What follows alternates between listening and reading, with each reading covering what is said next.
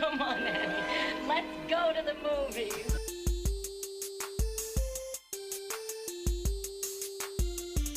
This is the Cinereelists, episode 665. My name is Kyle. My name is James.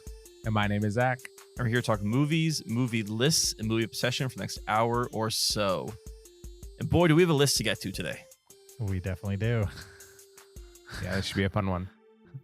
Absolutely. I'm excited to be here with you guys and talk about some great movies of the previous year, aka 2024. You guys are looking at me like I'm insane. I, too, am very excited for this, James. Okay. Just making sure. Zach, how excited are you? 20 out of 20. You're not a 20 out of 24? No. Welcome to the show, episode 665. As Kyle mentioned, one of my favorite episodes of the year between this one and The Hangover. Annual things that we do. Most movie podcasts do, I guess, technically. Run down their favorite films. We're going to jump right into it because these are typically long episodes. And so we're going to try to not make it any longer than it has to be. Before we jump into the fun, don't forget there's a video version of this podcast on YouTube. Go check it out there. Support us on Patreon, patreon.com/Cinereelists. You could also leave us an Apple podcast review, 5 stars only, or send us a listener email to heyguys@cinereelists.com, REEL with an S on the end. Links to do any of those things are in the description of this episode. Also, one special note is on our next episode for The Hangover, we traditionally do a listener aggregate top 10 list. So what this is listeners email us their top 10 or top 20 or top whatever of the year, as long as it's movies. They email us those lists. Zach puts it in his special algorithmic soup, each one of them, and figures out what the listeners were digging last year as well. And we present that during The Hangover. So right now, the drop dead date to do that is the 17th. So get your list in by the 17th in order to have it included in the listener aggregate top 10 list. Again, links in the description. You guys ready to count down your favorite films of 2024? Let's do it. Okay. Let's do it. Let's rank some movies. No. Let's count down some movies. We're ranking movies. We are, but it's more of a countdown than a ranking. Aren't all of them countdowns technically? Yeah, but this is really building to like our favorite movie of 2024 that we're able to see before this episode aired. So countdowns are more important than just normal lists, is what you're saying. Yeah, this is maybe the most important list we do of the year. Or it's just not just rank some movies. All right, fine. Ooh, Daddy's mad. All right, let's get into it. We're going to count down our 20 favorite films of 2024. We're going to count down from 20 to 11 about as fast as we possibly can. If it's a movie that we've talked at length on the podcast about, we'll probably really breeze by it. If it's a movie that's never been brought up on the episode, then feel free to take a little more time to describe why you enjoyed the movie. Kyle, why don't you go first with your number 20? I would love to. My number 20 is a movie that I put off for a long time, but finally got to for this list, and it is Deadpool and Wolverine. This was a movie I was not expecting to like. I was expecting it to be full of quips, to be full of fourth wall breaks, to be very meta and very bloody.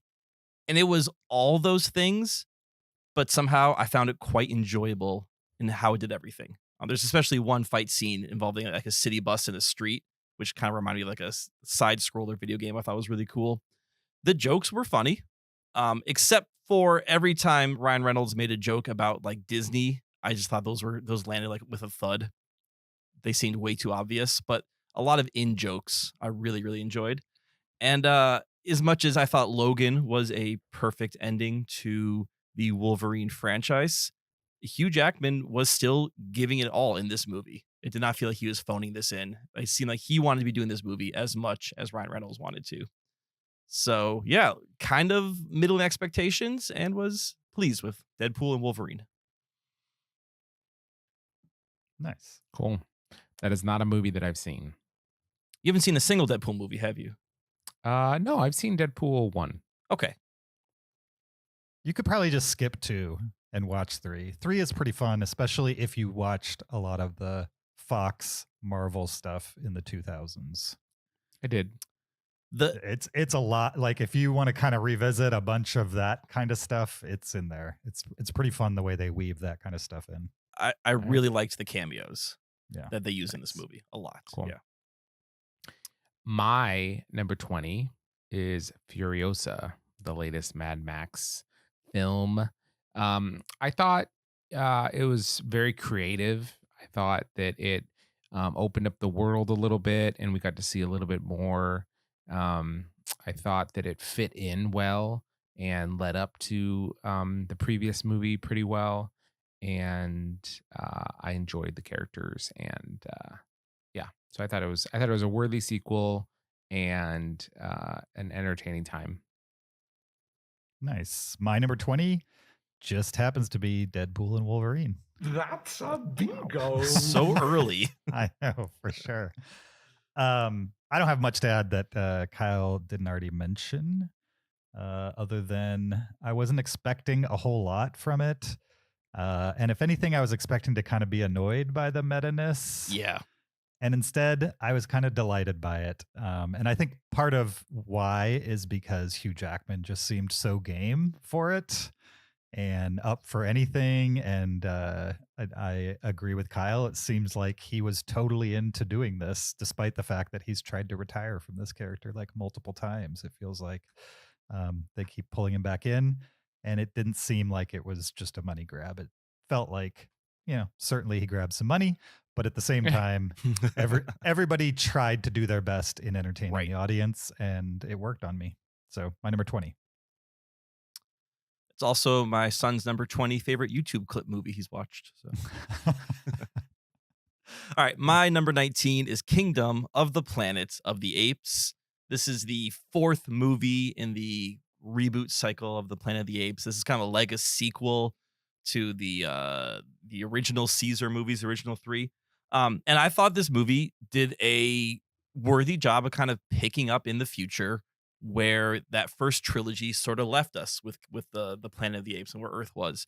The animation or the special effects, the VFX, whatever you want to call it, the motion capture in this movie, they might as well be real apes at times. It's really amazing how detailed and realistic these apes look on screen.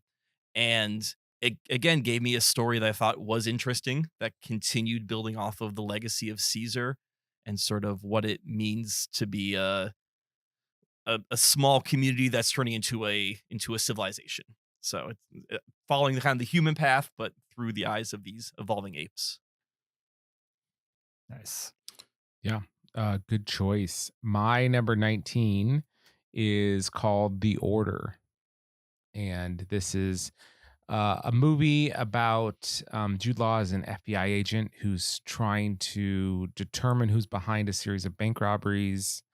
And it turns out to be this white nationalist group that's kind of motivated with a desire to like start a race war and finally, upend the current system and have white people prevail or something like that. And that group is led by Nicholas Hoult.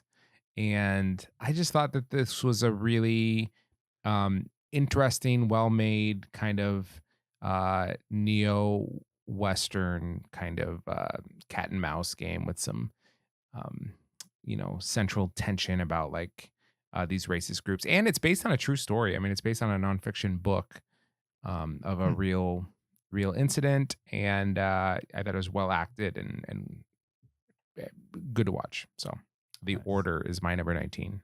I did not know that was based on a true story. Yeah, Yeah. neither. Interesting.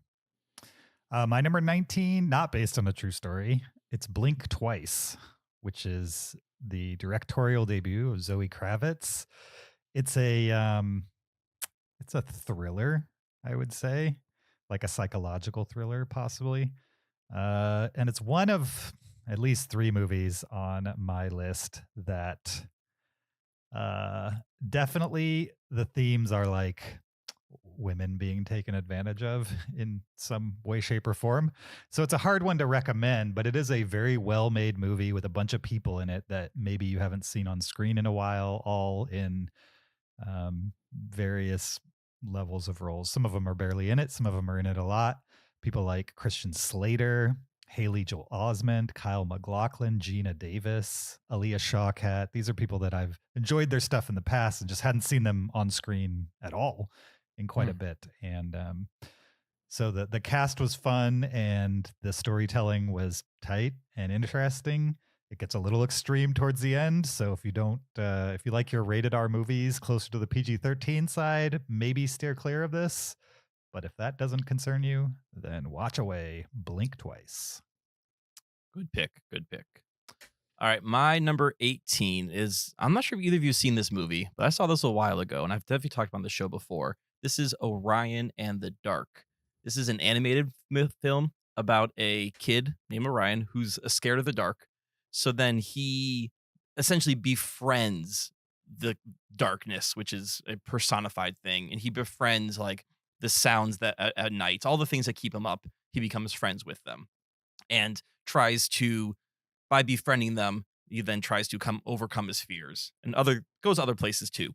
What's interesting about this movie is it's written by Charlie Kaufman, and he adds a little bit of existentialism dread to a kid's movie. It doesn't fully go there, but there's at least one moment where you're like, oh, we're getting into like some Charlie Kaufman territory here. Like this, now I can feel like this is actually one of his movies. I don't know if a lot of people saw this movie. It's definitely on Netflix. And I think if you have maybe not young kids, but elementary age kids, they could definitely watch this movie. And even as a family movie, it's totally watchable. I haven't seen this, but I added it to my watch list. Yeah, I think it's because of the Charlie Kaufman-esque-ness of it all. It's worth a poke. Go ahead, Zach. Yeah, it's interesting. Yeah. Also, I'm seeing now that it's voiced by Jacob Tremblay, who Zach named his firstborn son after. So he's got to watch it now. Yeah, his favorite Twitter follow. Yeah, I didn't name my son after him, but they do have the same name. I just realized that now. Yeah. You just realized that now. Yeah, right. I've never put that together. Likely story. Because your son's name is Jacob Tremblay and then your last name. So. That's funny. Yeah. That's interesting. That's a good little trivia. But no, he's not named after Jacob Tremblay. My number 18 is The Last Stop in Yuma County. This is a movie that I just stumbled upon and I really enjoyed it. Surprisingly, it's not really my bag normally, but it kind of reminded me of a Coen Brothers kind of film. And it's a movie where really there's no rules. Anything could happen. Like anything you like, a normal movie would be like, okay, well, I know for sure this person's safe. I know this thing is not going to happen, just because the normal etiquette rules of movies and how they treat characters and stuff. And this movie does not deal with that whatsoever. So I couldn't predict what was going to happen, who was going to survive and who was not. And I thought there was a lot of interesting characters, ones that I came to care about, or at least cared about what happened to them.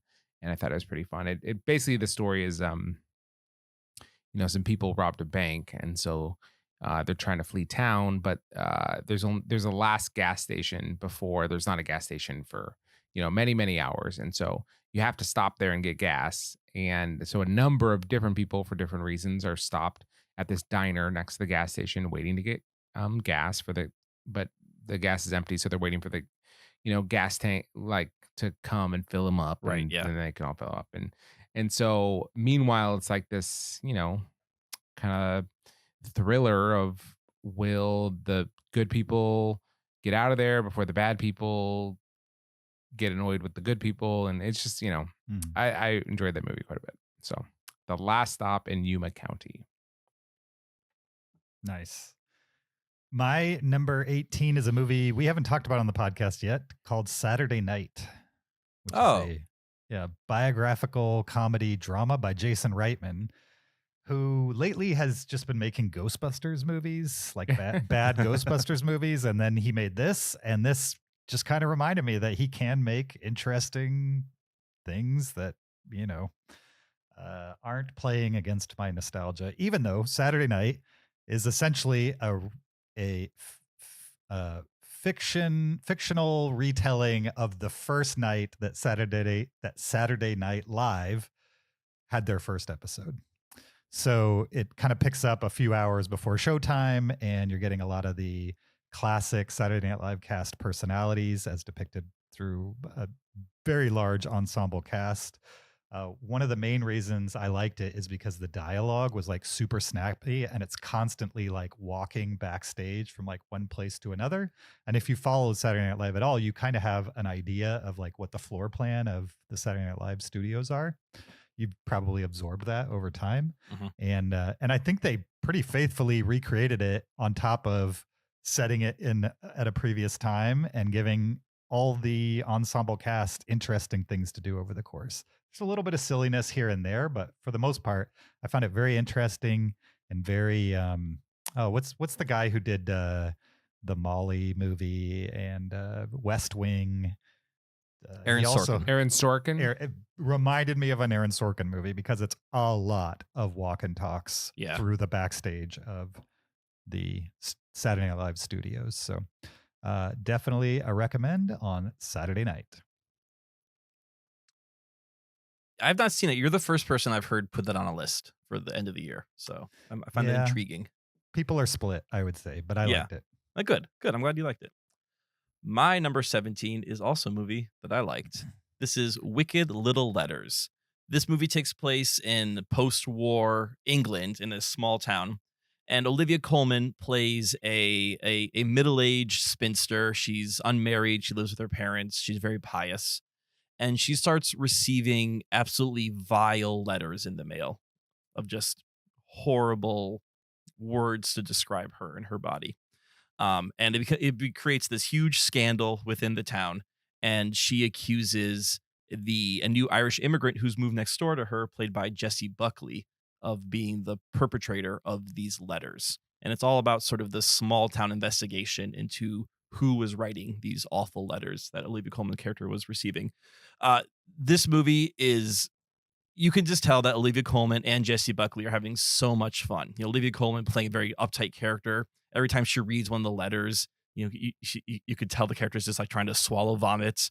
And then Jessie Buckley's playing, a bit of kind of rough around the edges Irish woman who's kind of caught up in all of this. And I just want to know that this year was the year of Jessie Buckley redemption for me, because I watched both this and then upon James's recommendation, Wild Rose, also Jessie Buckley playing a character named Rose, also a, struggling single mother from Ireland. And I think if as long as Jessie Buckley keeps playing struggling single mothers from Ireland named Rose, I will enjoy her performances. Great. Yeah. Surprised to see it on there, but glad it is. That's really cool. Yep. I'm glad to find Jessie Buckley movies that I like. Right. Okay. My number 17 is Rebel Ridge. This is about a former Marine who's being picked on by a local sheriff, and they confiscated money that he needed to get his nephew out on bail. And so he'll do anything he can to get that money back in order to bail out his nephew. And it's basically him versus the entire sheriff's office of this small racist town. And I enjoy it because the main character I find very likable, and he's just like restraint until like the right moment, and he unleashes. And I really enjoyed this movie a lot. So Rebel Ridge, my number 17. My 17 is Babes, which is the only pure comedy on my list. I'm willing to bet, unless you count an animated movie that comes later. But yeah, so Babes, starring Ilana Glazer from what's Broad that City. show? Broad City, right? One half of Broad City, and a newcomer to me, Michelle Buteau. These two women, one is married and has a child, and the other one accidentally gets pregnant and decides she's going to keep the baby. And so it's a lot about motherhood and young women and different lifestyles, and none of that really matters. All you really need to know is if you need like a raunchy comedy in your life, Babes is that movie for sure. The pairing of these two reminded me a lot of Seth Rogen and James, whatever his name is, James Franco, and kind of their sequence of films. Like if you enjoyed those movies like 10, 15 years ago, and I feel like there's been a vacuum of like comedy duo theatrically released movies. Babes just kind of picks up the ball right there, despite the fact that there's like two female leads and a female director. It is just as raunchy, but just as fun as any of the best of those movies, in my opinion. And that's why it made my list. Babes. All right, my number 16 is previously mentioned by Zach. This is Rebel Ridge. And yeah, I mean, I really liked seeing Don Johnson as the sheriff. I haven't seen him doing much recently. It was cool to see him back on screen. And then this movie is set up like Rambo, right? Where you have this Marine, he's in town, he's being harassed, and you expect him just to, like Rambo, cut to violence. And like Zach said, this guy, he tries to do everything he can to avoid conflict. And so every time you think this movie is going to turn into an action film, he does something to try and avoid the conflict. There are action moments in it, but it's not trying to be an action movie. It's really trying to be more of a thriller. And like, how does this guy play the situation to get out with what he needs and his life without creating a situation where, you know, he's going to be killed or arrested or blamed for the entire thing. So yeah, this is sort of a tight little thriller, and probably under the radar for a lot of people, but I think Zach and I enjoyed it, and I'm curious to see if it makes Zach James's top 20 or at least honorable mentions. Yeah. Well, my number 16 is my first sequel of the list, Moana 2. I saw this with my kids, and it was a fun time in the theater with my kids. They're big fans of Moana, and they really enjoyed Moana 2, and so did I. I thought that it was gorgeous to look at and a fun movie. Maybe the music wasn't as good as the first one, but otherwise I thought that it was a great story, worthy sequel. Enjoyed it. I want to see it. I didn't get to the theater. It didn't feel like a movie that I needed to go to alone. Sure. You know what I mean? You probably would have been labeled if you had Right. like, keep an eye on that guy. I figured I could wait till Yeah. it comes to home viewing and I could watch it on my own time. Okay, my number 16 is a movie I'm guessing will come up again, so I won't spend a lot of time on it. Also, we talked a lot about it on a previous episode. It's Civil War, directed and written by Alex Garland. Interesting movie, I would say. A24's big budget bet. That, I don't know, did it pay off? Let's see. $50 million budget, $126 million box office. Okay. So it probably at least made its money back, if not a little chunk of change. And I heard it was huge in China. Really? No. Are you joking? I Okay. can't imagine the foreign market being interested in this movie whatsoever. I don't know. I think other people would be very interested in seeing how the United States might implode in modern times. They don't need to see a movie. Anyway. Probably the one thing that keeps it from being much higher for me is kind of the bait and switch with like, it's not really about the Civil War. It's about like journalism. I really wanted more details on like why Civil War and like why people joined up together. And there's like fleeting details here and there about that. But clearly like Alex Garland was more interested in making his statement in regards to journalism, and also just kind of showing how bad people can be in a war situation and then throwing it back in our face by setting it right in our backyard. So still enjoyed it though. Civil War, my number 16. My number 15 is a movie that you two just discussed on the podcast a couple weeks ago, but I finally saw last night. So I'm still processing this movie. So I wasn't quite sure where to place it. So this seemed like the right spot. And this is Conclave. This movie is about the picking of, or the choosing of, a new pope after the current pope unexpectedly dies. Ralph Fiennes plays the dean of cardinals. He's in charge of running the entire operation, the Conclave, and he is accompanied with Stanley Tucci playing a cardinal, and also John Lithgow playing a cardinal too, whose name was Tremblay throughout the whole time, which really just distracted me because I just kept thinking of Jacob Tremblay the entire time. Every time they said it. So, but that's neither here nor there. I love palace intrigue movies, and this is definitely a palace intrigue about all the ceremony and everything that happens behind closed doors in the picking of the pope. There's also a bit of a mystery / political thriller, I guess you can call, going on in this movie, about the conflicting ideas of people having for the direction of the church and who they think should be the pope who leads this. I was not expecting the ending. I don't want to spoil anything, and I don't have a problem with the ending in so much as it just felt a little out of left field. So the content of the ending did not bother me. The left fieldness of the ending bothered me a little bit. And then there was also this kind of undercurrent of terrorism that was going on, which didn't seem to connect the movie. So I think this movie wasn't fully, I'm sorry, I'm doing a little mini review. I apologize. This movie could have been baked a little bit longer and maybe a little bit higher on my list. But the acting in this movie is incredible. And I don't mind seeing two people in a room talking about politics. I think that's thrilling. And this movie was thrilling. Cool. Glad you liked it. I liked it too. My number 15 is Babes. I thought this movie was just a lot of fun and really funny. And I'm a fan of Ilana Glazer. I think that she's a really great comedic artist. And I like her style of comedy. I think she's really funny. And I thought this movie was wacky and fun and, kind of low stakes. And I just enjoyed watching it. So it was based on your guys' recommendation and I liked it. I'm glad you caught it. Yeah, definitely. My number 15 is The Wild Robot, directed by Chris Sanders, featuring the voice of Lupita Nyong'o, amongst others. And this is an animated movie about a robot that gets stranded in the middle of a forest and kind of lost its objective and a little bit of its memory, and then makes a life amongst the other forest creatures.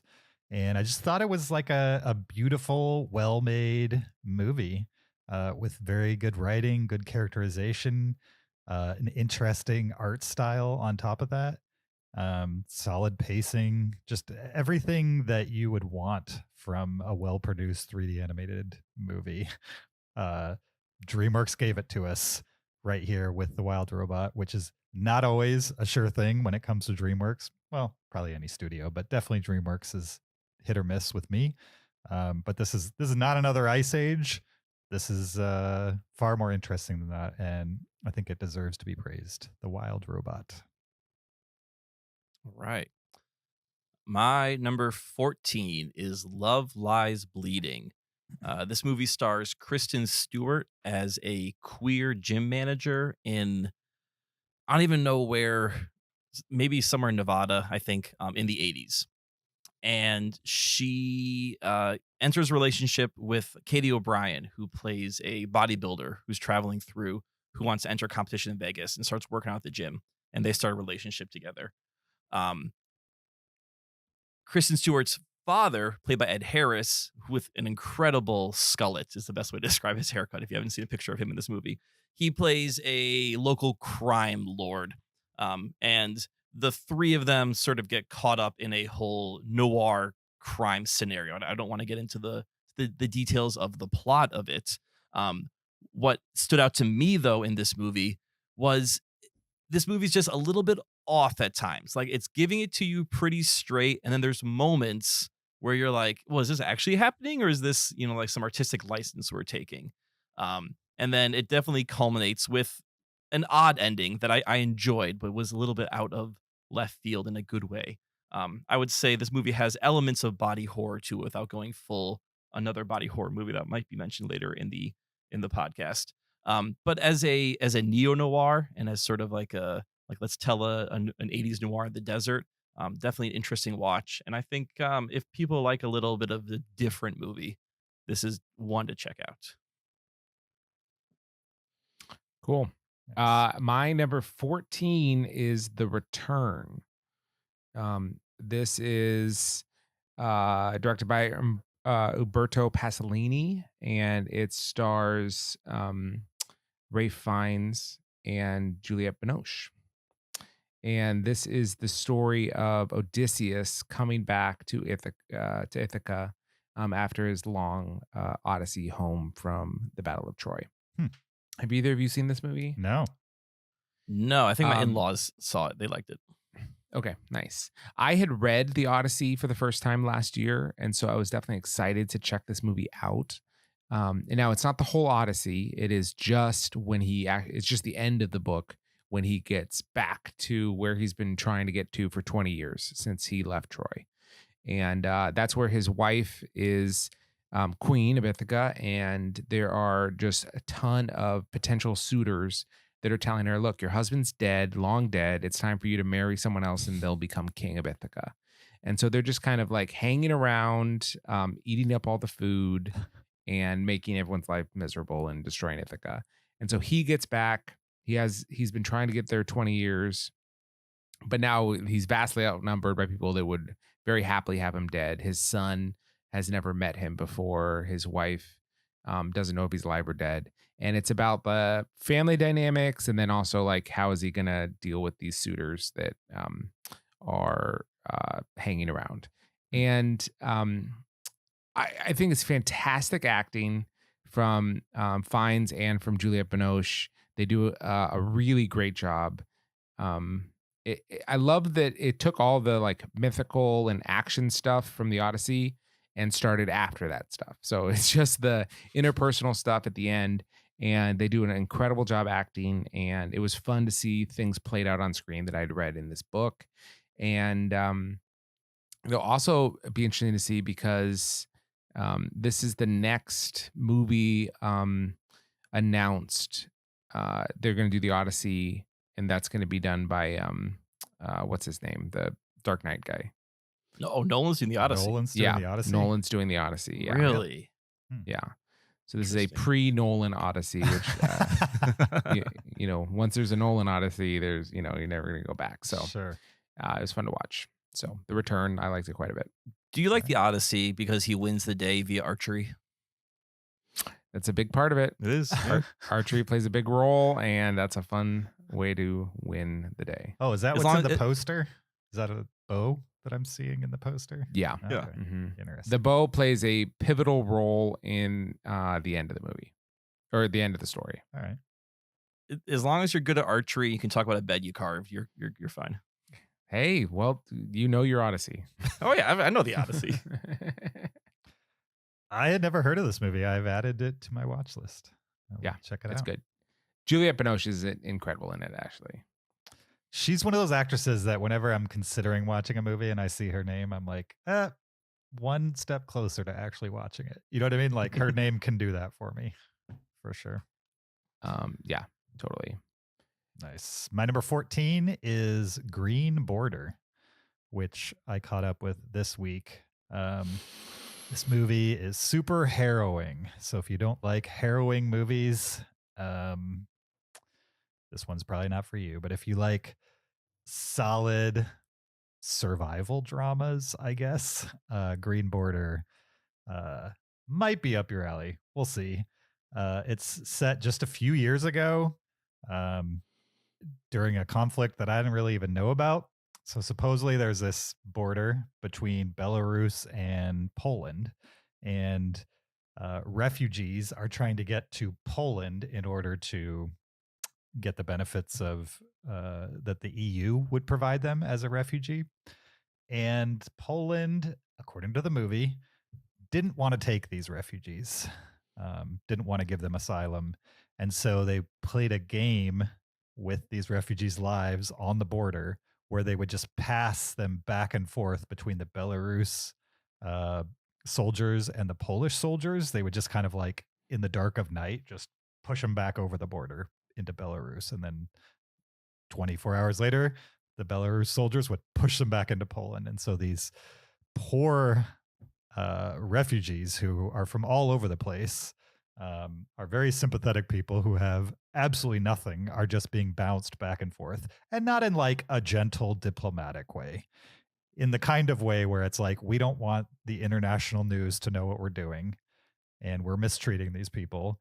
And you've got families, you've got pregnant women, you've got all these people just kind of having a horrible, horrible time of it. And all they want is food and safety, basically. And it does not depict the soldiers of Poland and Belarus in any positive light, for sure. Really, really well-made movie that I enjoyed. A hard watch, though. Also, before I pass the baton, the Wikipedia intrigued me because it's not very long until you get to the section with all the Polish response from like all the different government agencies that each issued their own public response. And I've never seen a Wikipedia page so heavy with denials. And I'm wondering if maybe the Wikipedia page has been raided by Polish propagandists because it is a shocking amount of text that they have devoted to the Polish government denying what happened. And Belarus doesn't really care. They're not a part of the EU.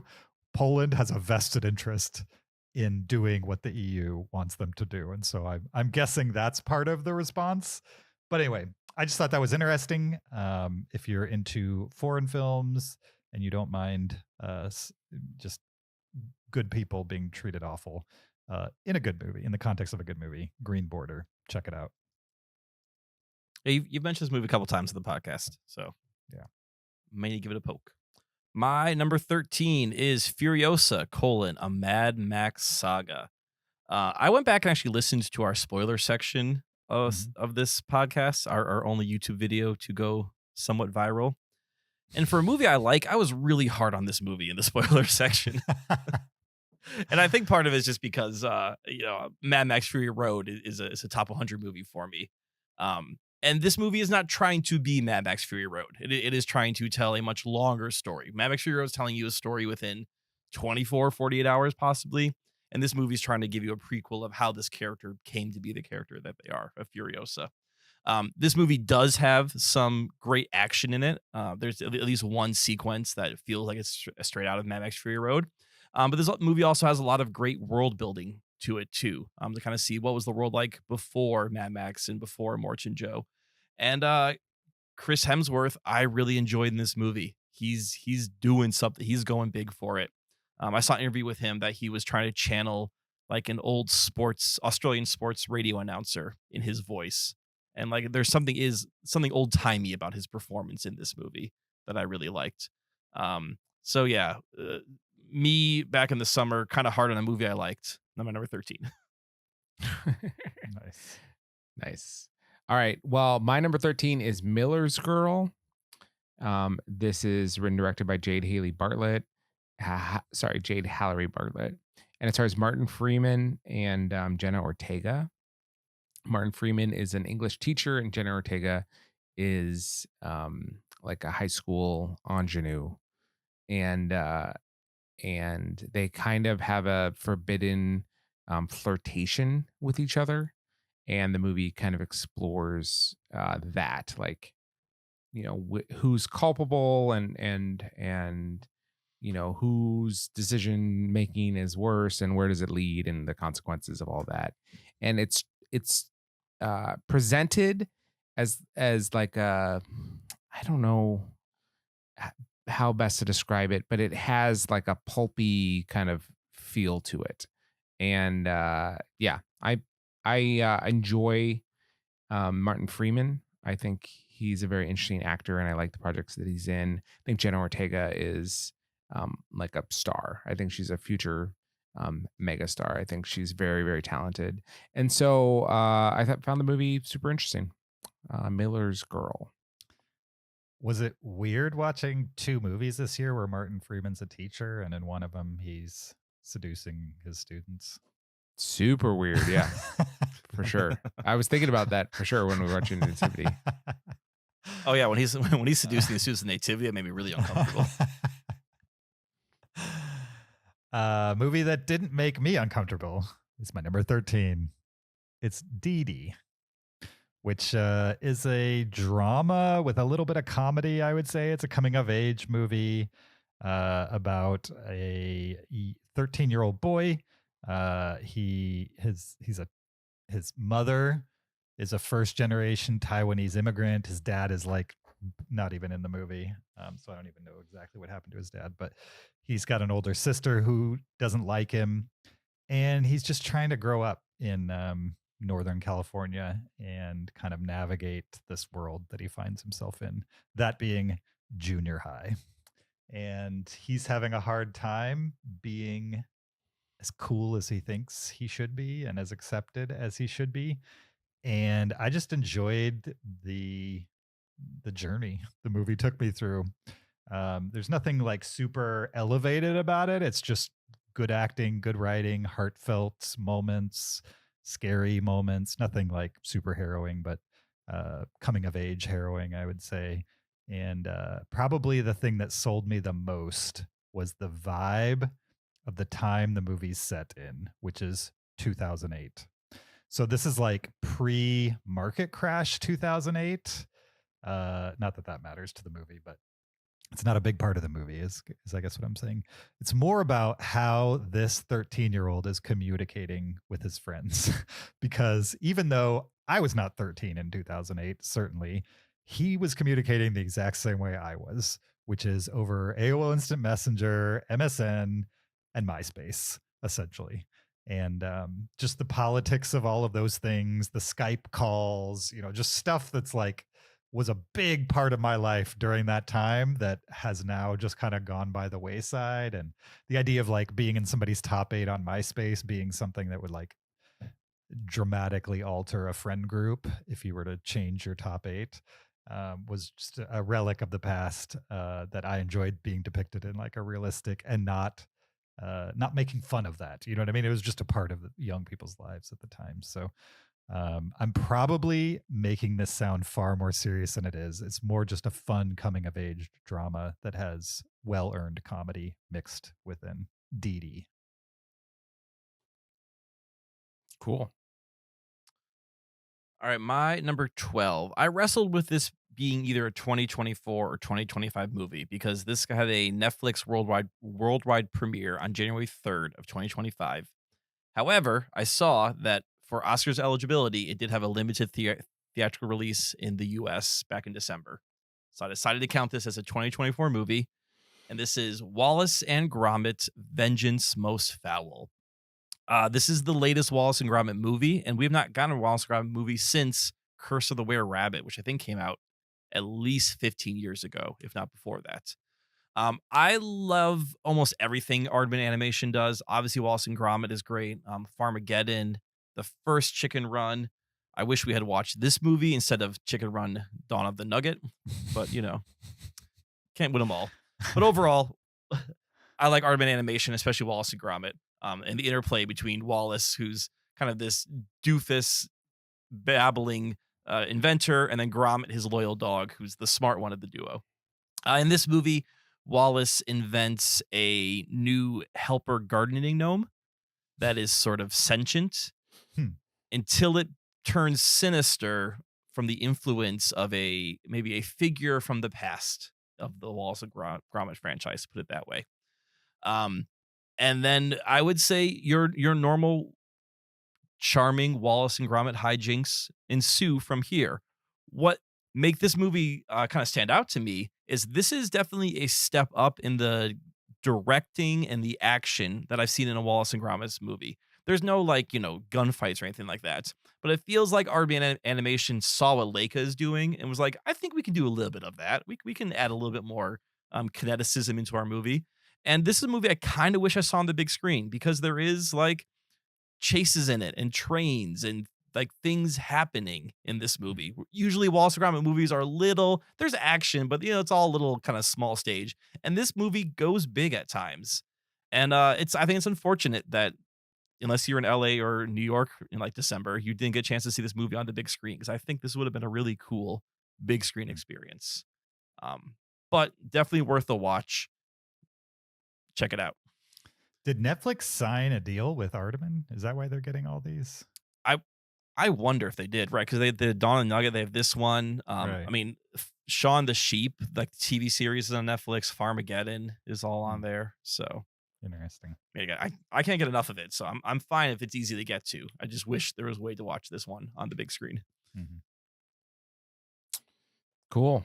Okay, my number 12, I'm anticipating being on both of your lists and a little bit higher up. But for me, it's number 12. It is Anora. This is the Sean Baker film from this year. I caught up with this, and I do think it's really interesting film with really, really great performances. I think all around the performances are super strong.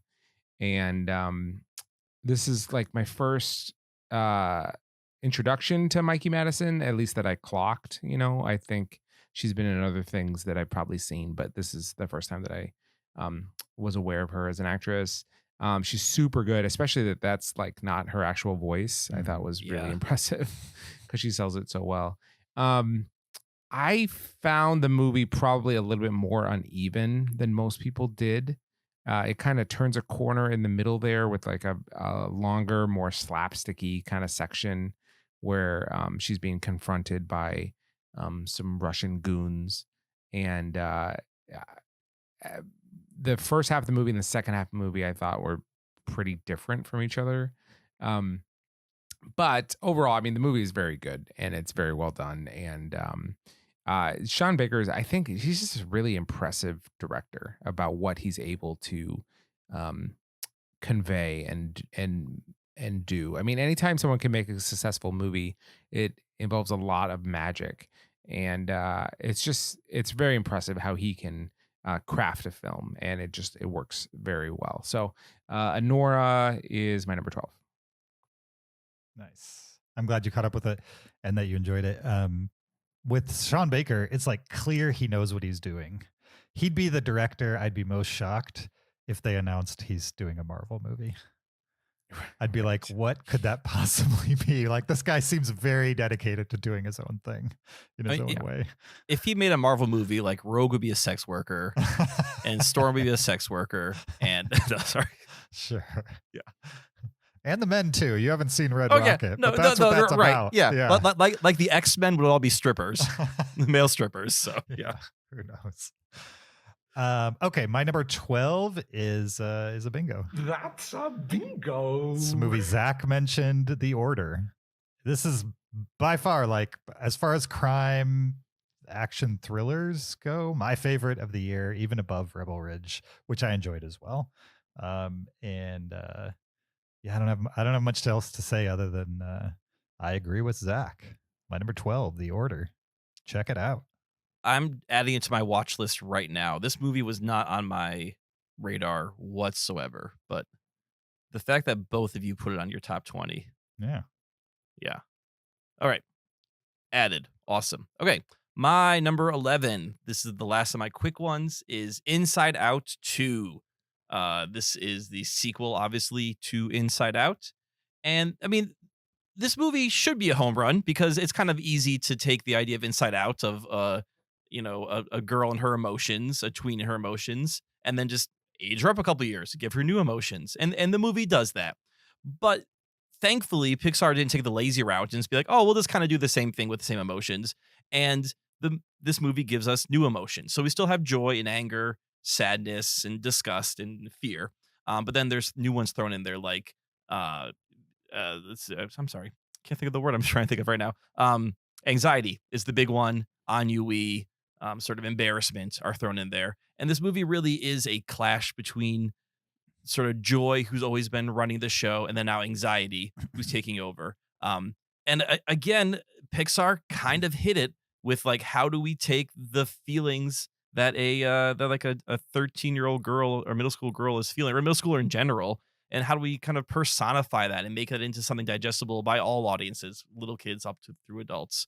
And I thought once again they did it, and they sort of captured what it's like to be that age and the conflict you have in your head and how you're trying to still define what kind of person you're supposed to be.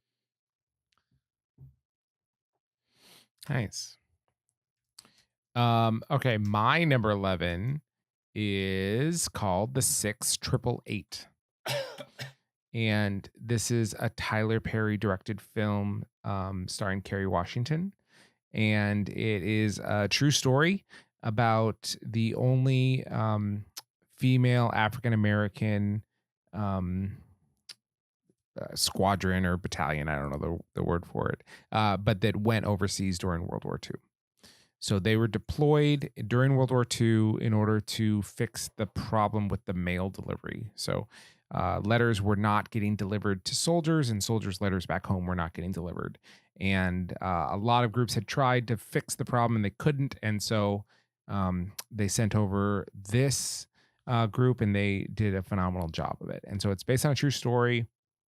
It tells it kind of from the formation of that squadron, and then them being sent over and how it's handled.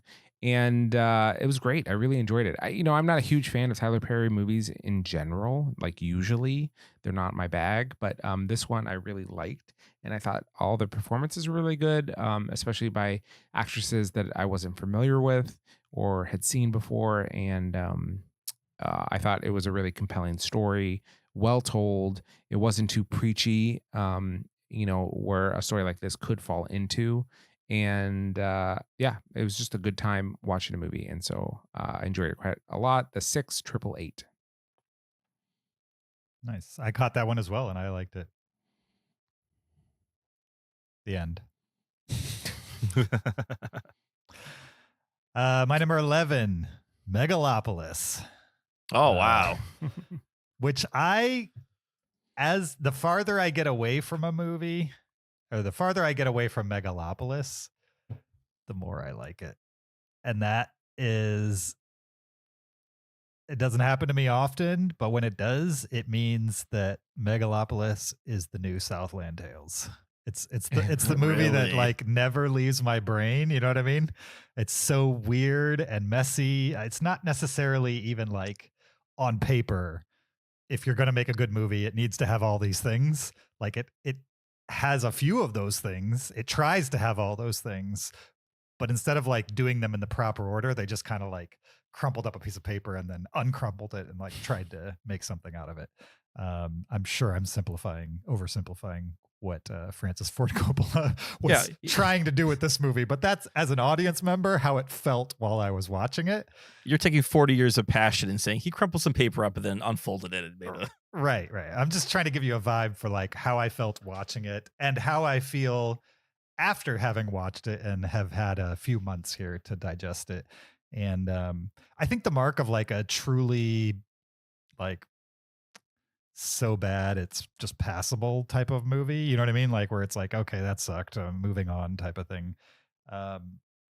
Like that's a bad movie to me.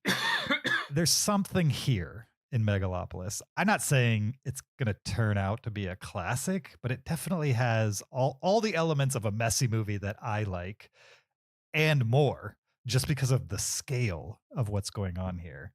The performances are ridiculous.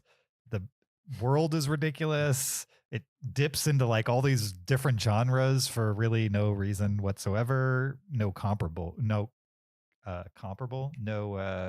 comprehensible reason that I can think of.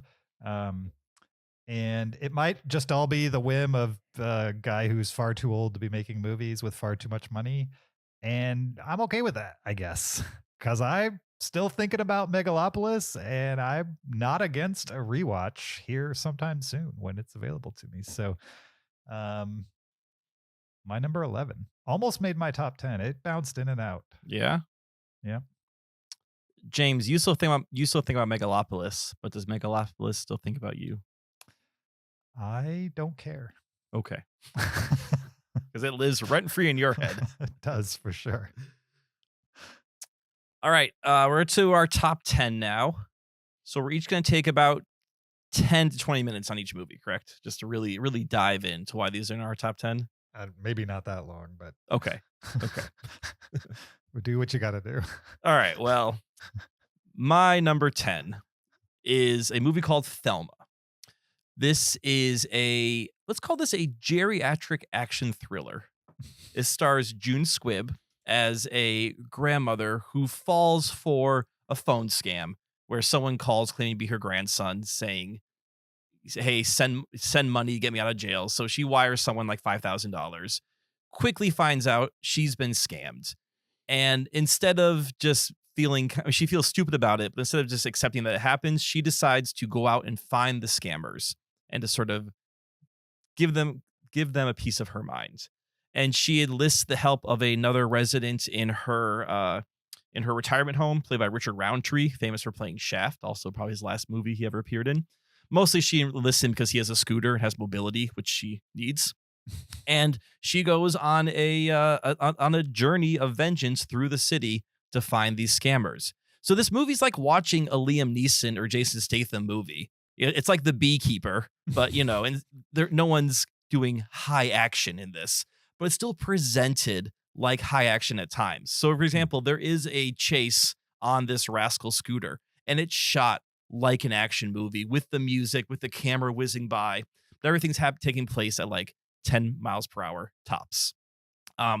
There's a moment where she needs to traverse like an antique store at night, and there's beds and lamps in her way, and the music is like a Mission Impossible movie where it's instead of Tom Cruise climbing the Burj Khalifa, she's trying to roll over a bed because she is 93 years old.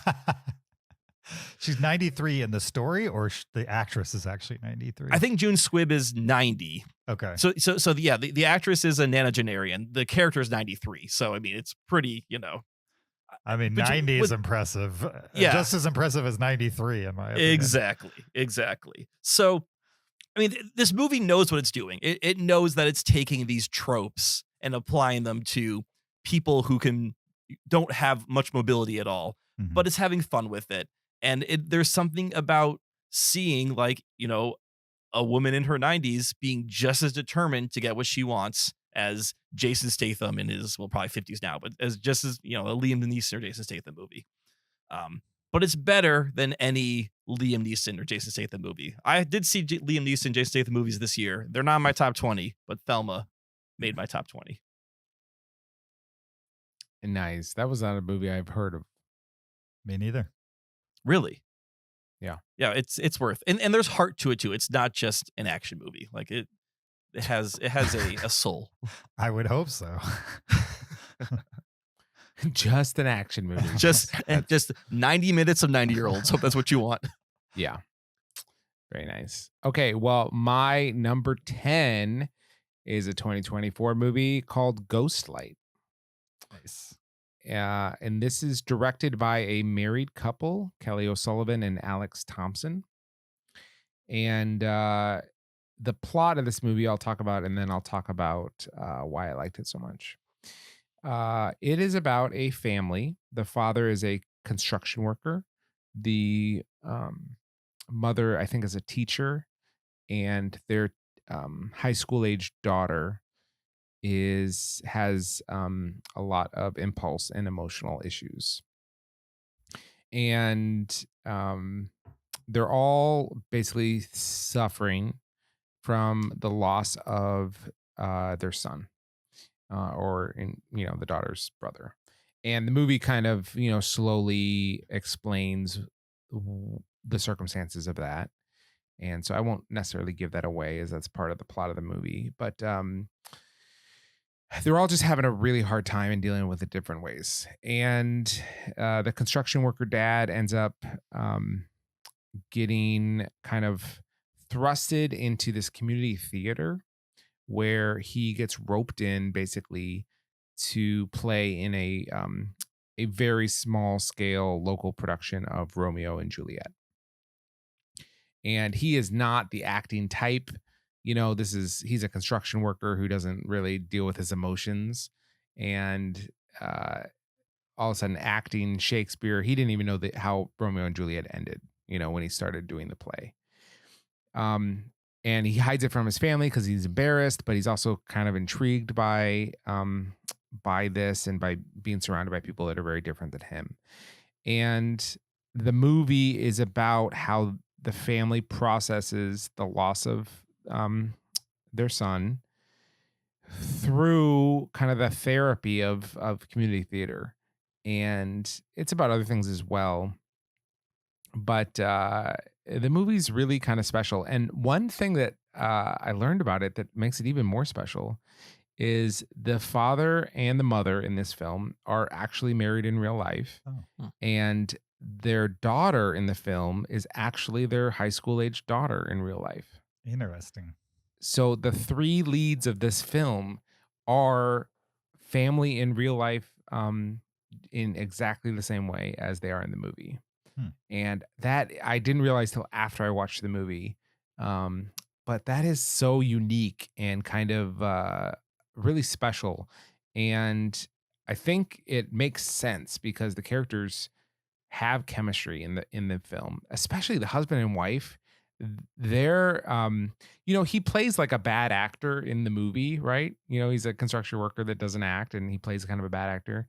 And then you see scenes where he's with his wife in the film, and you're like, oh, he's an incredible actor. Like he really is a good actor. He has scenes of just these intimate moments where he's talking to his wife. And it's like, I completely believe this character. And so it's wonderful to hear that they're actually married and that the daughter is actually their daughter. And I thought the movie, probably feels extremely genuine to what kind of the vibe is of, local community theater and that kind of thing. Maybe playing up the stereotypes a little bit, but I think it felt authentic to that. And the way that that kind of open community where people are free to be authentic and be in touch with their feelings and express themselves, as actors do, is a type of therapy. And it's a way of expressing what's going on inside, and it's okay. You have the permission to express it outside. And yeah, I thought the movie was very touching, and I definitely recommend it. I think it's a great film, and I think that a lot of people, if they gave it a chance, would have a great time with it and be really glad they watched it. So the movie is called Ghostlight, and it's my number 10. Wow. Nice. I enjoyed it as well. It may or may not come up again. But it's not my number 10. Is that what we're on? Yeah, number 10. It's not my number 10. My number 10 is Furiosa: A Mad Max Saga, which was in my 20 to 11 up until this afternoon when I rewatched it. And it's my second viewing of it past the theater. And I didn't go back and listen to our review of it, but I imagine a lot of the things that I took issue with Furiosa, the Furiosa prequel, just don't really even matter that much. given some time, you know what I mean? Yeah. I think when I originally saw the movie, I had just watched Fury Road again for the same, yes, for the sixth time. And so I love that movie. I feel it's, for what it's trying to be, a flawless movie, in my opinion. Literally, there's nothing wrong with it. And then priming myself going into it with that frame of mind on top of watching this flawless film right before I see the prequel that came 10 plus years later was just, it's a recipe for, not necessarily. You're pretty hard on it. Not disappointments. Not wrong opinions, but disappointment. Yeah, Yeah. That's a good word for sure. And what's there? Had Furiosa come out before Fury Road, I would have thought Furiosa was the coolest thing that came out this year. And so I should treat it that way. And so it's not my number one favorite action film of the year even. But I saw a lot more in it the second viewing. And I think I was just kind of like, I don't know. I wasn't mad at the movie as I watched it the first time, but I was definitely seeing it through the lens of the thing that I absolutely love, like constantly comparing it to that. It doesn't help that like during the credits, they show scenes from the movie I love. And so like, even at the end of it, I left with like, well, it's not that. And so I don't think I still say they didn't do it themselves any favors doing that in the credits of the Furiosa prequel. But what's there is super fun. It fits very well within the Mad Max series, probably better than Fury Road, really. If you're looking at the previous 3 movies, this movie actually fits better than Fury Road does. And even some of the action, not better than Fury Road, but it's comparable for sure. I can give it that. And I think the world building, even though in Fury Road, the economy of world building is flawless, in this movie, they didn't take that angle at it. But it's still good. Like they built out the backstory. They gave us some new lore. They even included some weird fantasy stuff with the tree growing out of the guy's crotch and stuff like that. It was like it was appropriately weird and appropriately George Miller, I would say. And hopefully we'll squeeze one more out of him before he leaves this mortal life. But if we don't, This mortal coil. I'm glad he got to play in this playground one more time. My number 10, Furiosa: A Mad Max Saga. I told myself I needed to rewatch that movie, and I just did not get a chance. I was just trying to watch too many new movies before I had a chance to rewatch that one. Also, I read the YouTube comments on our spoiler review, the one that went kind of viral, and 3/4 of them are like, these guys are idiots. These guys even watch the movie. The guy in the blue who's me like, what a moron. It's so funny to see like all the fanboys who are like, why are you guys so hard in this movie? So I mean, it's a movie I gave 4 stars, which is a good, like I was mad at it, clearly disappointed, probably is a better word than mad, but I still gave it 4 stars, which is not normal, I would say. Which surprised me during your review because I was like, you gave that 4 stars because it sounded like you hated it. The bar was way higher than it probably should have been. Yeah. I liked it the best when we were reviewing it, which is funny. And you rated it the lowest on your top 20. Yeah. Yep. So. Well, we don't know yet. Oh, I thought you. No, we don't. Did you already rate yours yet? Yeah. I already rated mine. Oh, it's showing up. Okay. That's Thanks for bingo. There we go. We're really good at listening to each other on these mega lists. Yeah. We're definitely not preparing for the next movie while the other person's talking. Well, there's a lot going on. Yeah. For sure. On. All right. My number 9 also has a lot going on, and this is Civil War, previously mentioned by James. Alex Garland is one of my favorite working directors. He's had some misses, but overall, he's hit it for me. And this movie was a hit for me. I agree with James. It felt like a bit of a bait and switch because I really thought we were going to get more of like, why are we in Civil War and what's kind of the background to it. And this movie gives you a little bit of it. But I need to review this movie for what it is, not what I want it to be, which I made the mistake with Furiosa.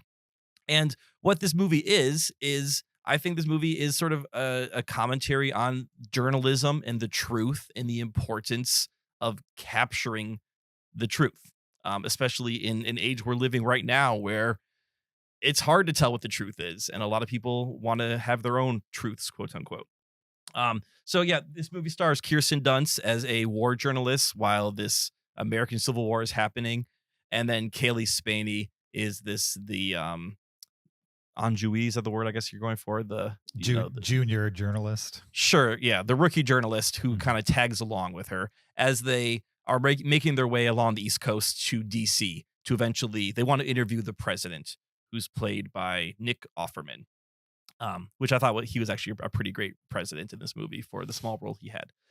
And I mean, along the way, this movie is not really picking sides. This movie is talking about like, we are trying to capture the story. We're trying to capture what's happening both on the large scale and the small scale. So that way there's a record of what happened here, no matter what the eventual outcome is to be. This movie is also I feel very anti-war in its action scenes, because there are action scenes, there are battle scenes. But I remember seeing this in the theater. I remember the battle scenes were cranked so loud and the gunshots were so incredibly loud that it was startling. And I don't think they were allowed to make you like excited. I think those gunshots were supposed to be loud to horrify you and to say like, this isn't fun for anyone.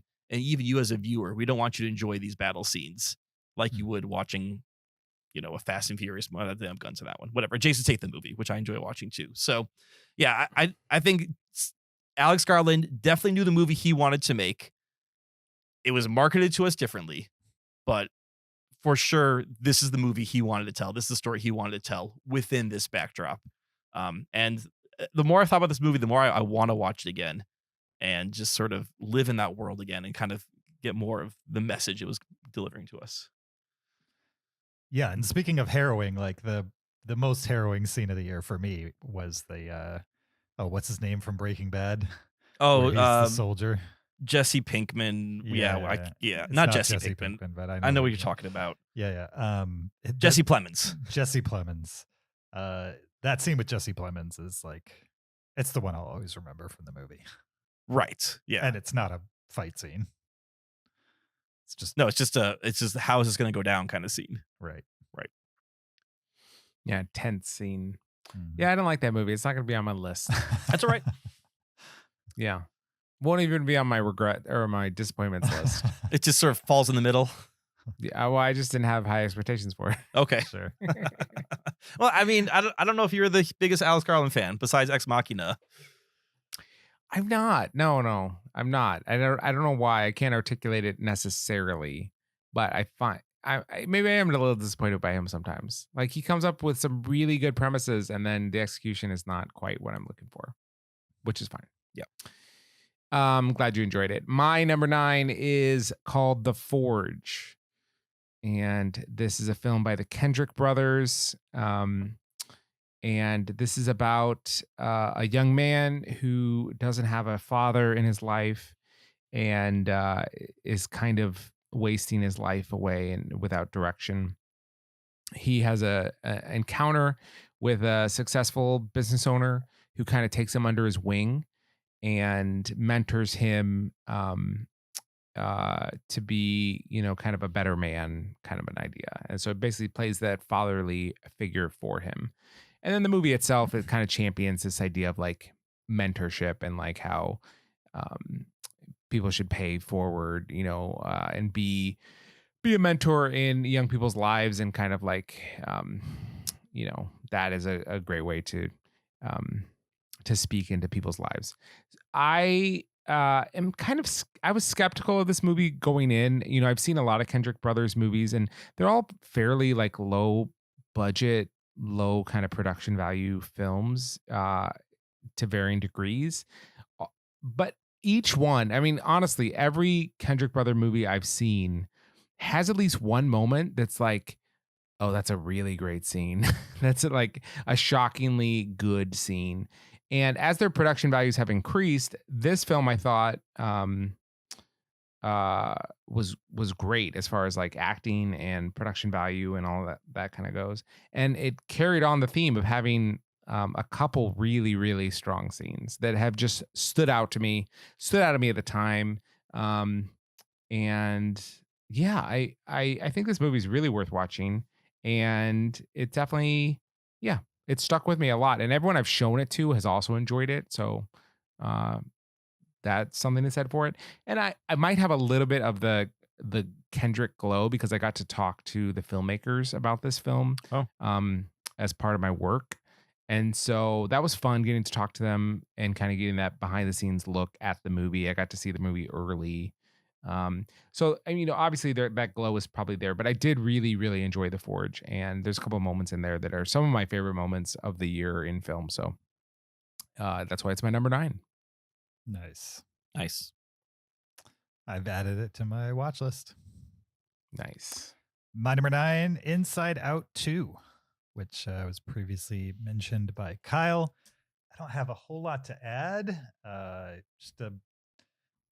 Sequels are tough, and recapturing the magic of a great first film is a daunting task, and I think they did it and did it well with an Inside Out 2. They kind of stuck with the similar formula to the first movie, but expanded the world, expanded the characters. Everything they added to the movie made sense in the context of your main protagonist, that in this case being a teenage girl, and really funny and also heartfelt at the same time. And that's exactly what I want from my animated movies, is something that kids can understand, but adults can appreciate at the same time. And Pixar does that the best as far as like a general batting average. And Inside Out 2 for me was pretty close to a grand slam. My number 9. Nice. My number 8, the previously mentioned The Wild Robot. This is a book or a movie that I was very, very excited to see because my son and I read the book together, and this movie did not disappoint. As James mentioned before, this is about a helper robot played by Lupita Nyong'o who is stranded on a island that's just full of animals, and she becomes, or she, that's kind of part of the movie, is the identity. We'll call her Roz. Roz becomes a member slowly of the community, and eventually a surrogate parent to a young gosling on this island. And this movie is all about sort of the family, like found family versus the family that you have, and also like your purpose and your programming. Are you know, what defines you as a person? Even though this story surrounds a robot, this robot's trying to figure out, who am I as an individual, not who am I with this larger collective. This movie did stray from the book, I would say, in vibe.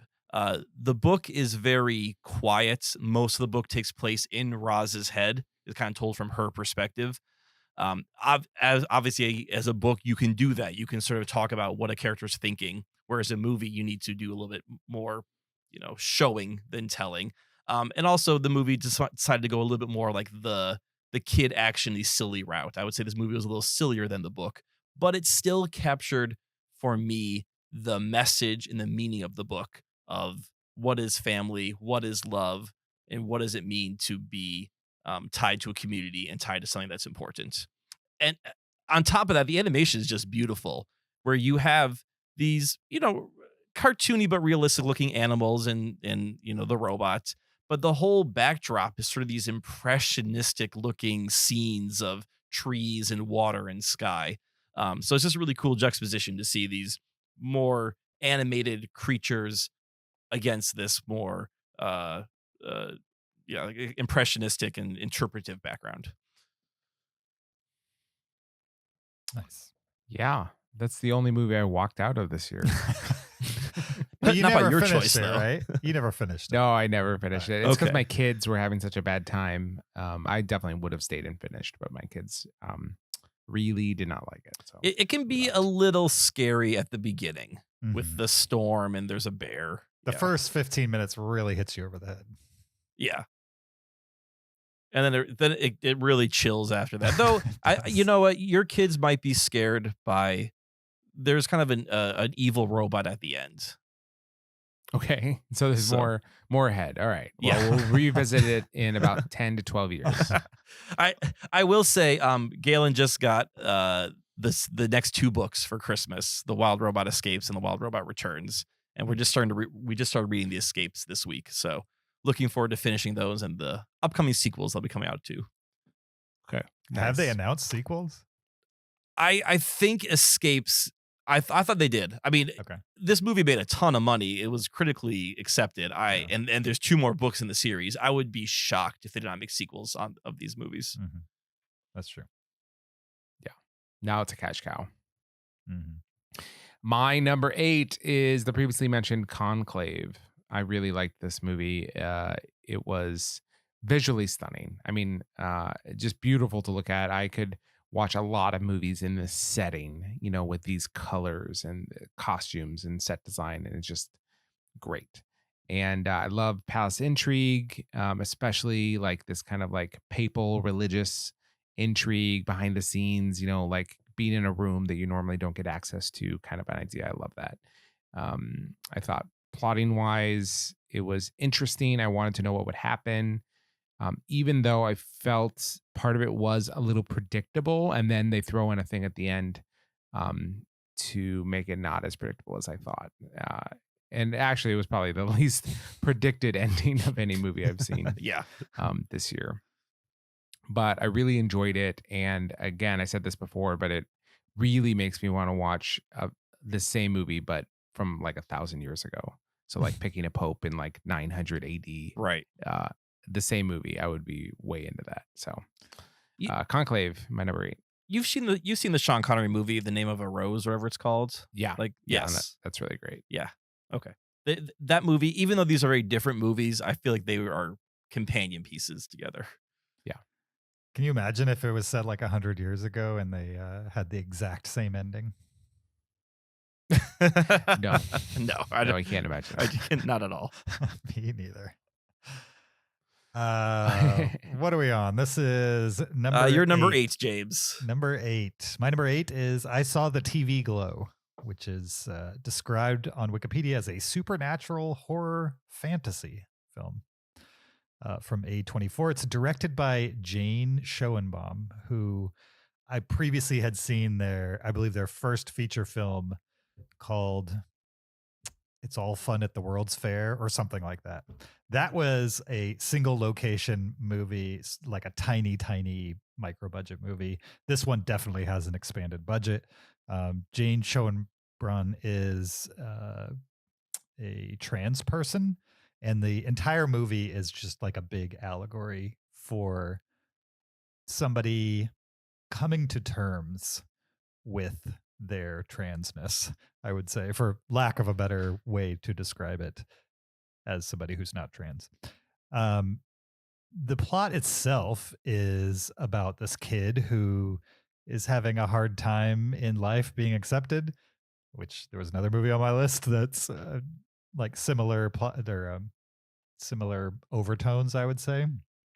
And he finds acceptance with another teenager who's slightly older than him, who is lesbian, and she introduces him to a TV show. This is set in the early 90s, I believe, and this TV show is very like Buffy the Vampire-esque, like Buffy the Vampire, The Craft, Charmed, kind of those UPN, WB shows that were kind of all the rage in the 90s and early 2000s, and something that like teenagers could really sink their teeth into and like get into the lore of. And his household, he's not allowed to watch these things, and so he goes to her house and watches them together with her, and he becomes very in deep with the fandom and kind of makes it his identity on some level while he's going to high school. And weirdness happens from there. Like I said, a supernatural horror fantasy film. I'd say it's light on the horror, unless you're talking about situational horror, meaning like being horrified by being put in an awkward situation, or if you're like the type of person that is at the party and isn't the life of the party, but is instead kind of the observer, which is typically my role in a big group of people. Like if you're an introverted person, there's some situations that the main character gets in, that would horrify you, as it did me. Super effective in that way. And just a really interesting movie with an interesting perspective that never talks about trans people, and yet you can see the influence on the journey of this one kid who, or a high school student, I should say, and him trying to figure out who he is and all of those kinds of things. I also just saw that Emma Stone is one of the 5 people that produced the movie, and I didn't even know she was producing movies. So I wonder if she found something in it to like as well. Fairly well-regarded movie.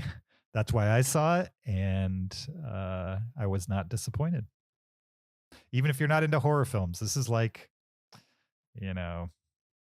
an elevated horror film, I would say. This is not Saw 8. This is, what's the movie? This is It Follows. You know what I mean? Okay. But it follows is even far more graphic than I saw the TV Glow, but it's like there's a lot here. It's not just a horror movie, I guess is what I'm saying. All right. My number 7, previously mentioned by James, and this is Babes.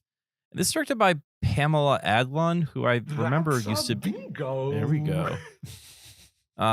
Wasn't she on like this is the only film she directed? Wasn't she on like Louis, the show Louis? And she's one an of- actress? I didn't know that. I believe so. Yeah. Oh yeah. Yeah. She's got a bunch of acting credits. But yeah, I think this is her first movie. Anyway, I don't have a ton to add to what James has to say. I found this movie hilarious. Like laughs per minute. I was laughing throughout this entire movie. Alana Glazer, I'm not familiar with Broad City, but I've seen her in other things before. But then her friend in this, Michelle Buteau, never seen her anything before. I thought she was equally as great in this movie. If you are a parent or especially a person, a mother or someone who's given birth, I think you can find even a lot more out of this movie. Megan found it both hilarious and I guess charming and relatable is a better word for it, because she has gone through so much of what these women are joking about in this movie. It has one of the funniest lines I've heard in a long time that I cannot say on this podcast because this movie is very raunchy. But it's still something that like Meg and I will just walk by each other and one of us will say the first part of the line and the other person will say the other part back to them just because. When was the line? It's after Alana Glazer sees Michelle Buteau give birth. Okay. It's been and then too she- long for me. I don't even remember. Yeah, I don't it, remember what it is. Will you text it to me? Yes. I will. I'll text it to both of you guys. I'll put it in the Okay. chat. All right. Anyway, you. it's hilarious, and I still think about that moment amongst all the other very funny moments that happen throughout this movie. Yeah, under the radar. It's got a yellow poster, so you know it's an indie comedy. But you should, if you don't mind a little raunch, you're right. You don't mind that Seth Rogen, James Franco interplay, then it's totally worth watching. It's very funny. Nice. I don't mean to like The Office Broad City, but you should watch Broad City, Kyle. Oh, I'm yeah, probably Broad City is so good. If you like Alana Glazer and other things, she's all over Broad City, and her co-star is great too okay. in that show. Yeah, All right. Broad Well, City is now I can't fantastic. watch it since you guys recommended it to me. So. My number 7 is Kingdom of the Planet of the Apes. But maybe you guys can help me figure out a mystery. I went to Kingdom of the Planet of the Apes on IMDb, and all the links and touches are green, and I'm just really looking for theories on why that is the case. What do you mean by green? Well, they're green. So if you go to the IMDb page for Kingdom of the Planet of the Apes, all of the links and a lot of the design touches are green. Interesting. Maybe because it's the natural world. I don't think so. Okay. I mean, that's just there's a lot more movies where I expect that would fit better. All the links. What do you mean? Like You know how a link is blue normally? And now they're like neon green. so like directed by Wes Ball. Wes Ball's name is green for you? Yes. It's not green for me. Oh, okay. I'm gonna go now since it's not for. I think your browser's wigging out. No, but this is the only one that it's doing it for. I mean, I don't know why I would be doing it for you and not for me. Normally the Easter Well, Kyle, eggs- if you would weigh in, this would be a fantastic time. I am slowly bringing it up. My Kingdom of the Planet. this is worth it, guys. Just stick with us. No, my computer does not like running the podcast and searching the web at the same time. So, yeah, it's all green for me also. Very weird. Okay, so James, the problem is you, because I just No. looked it up and it's in a different browser and it's also green. So James, I- are you signed in as an account or are you like a guest? No, I'm signed in. Okay. He probably has a plugin to make IMDb worse so that he can just hate it more. I don't have any plugins for IMDb. Man, would it I really need a looks like the plugin chip for a that- website I don't go to. It really looks like the chimps riding a horse. Okay, well now I need 2 theories. 1, why is it green? And 2, why is James not green? Mine's not green in Safari or Chrome. It's green for me in Chrome and Firefox and for Kyle, and we're in different states. I'm not even I going don't to know. try using a different browser. I've seen Yeah, it 'cause twice. Have you guys seen it twice? I don't That think can't be it. I don't think that's the reason why. I I'm don't just think you would. saying that's the only difference I can imagine. Well, yeah, there's plenty of movies I've seen twice. This is the first time I've ever seen green. Yeah. I'm just Huh. saying Anyway, maybe it's that's why it's not showing me green. No, that's not why. Hmm. There's no way this particular movie, they're like, if you've only seen it once, we're going green. If you've seen it twice, normal. Okay, Plus, if you don't if you you have a don't log letterbox movies account, on IMDb like that. if you have a It's letterbox, not Letterboxd. account- Are you on Letterboxd or IMDb? letterbox? We're on Go to IMDb. IMDb. We're IMDb. Oh. Remember how you my said, why would I have a goodness. plugin for something I don't use? I was confused. Because you do use Letterboxd. Yes. Yes, go to IMDb, type in Kingdom. It of probably the is Planet. some dumb thing that IMDb is doing to try to. Yeah, it's just some stupid thing they're doing. Right, why? but what? Yeah. What specifically? It's not. At first, I thought like maybe because it's streaming on Hulu, but it's a different green than the Hulu green. They're just being weird. That's not a theory. No, yeah, like no, why this why? one specific movie that came out months ago? Because it's like it's a movie, about the forest. There's lots of greenery in this movie. There's other movies about the forest like that are not this. Wild Robot's not this. I know, but this is Is it? Kingdom of the Planet Did you of the check Wild Apes. Robots? Now I want to know Wild Robot. Yeah, Kingdom of the Planet of the Apes was like that's like a big budget movie, whereas Wild Robot is like Wild Robots is yellow actually. yeah. So Yeah. maybe they're just changing it based on Oh, the primary color of movies or something like that. I don't know. what's a blue? Okay, Interesting. Last one, then we'll go on. I'm gonna do Avatar. Right, Avatar is a very blue movie. I'm gonna do the new Avatar because that has a newer. So you think IMDb the page. links might be blue? Well, but it might be like a deeper blue, like a more cerulean or something. You No, know what? normal. That might be a different blue. No, that's a normal blue. You think it's a normal blue? I think it's a normal blue. Okay. What is color? Anyway, What is color? what? Oh. Zach, you are Okay. talking about the Kingdom of the Planet of the Apes. Kingdom of the Planet of the Apes, I thought was really great. I really enjoyed this movie. Animation is spectacular on these monkeys, these apes. They're apes. Not monkeys. Wonderful. Fantastic. Even maybe not at the beginning. At the beginning, I was like, yeah, this is a little like lame. But it got better.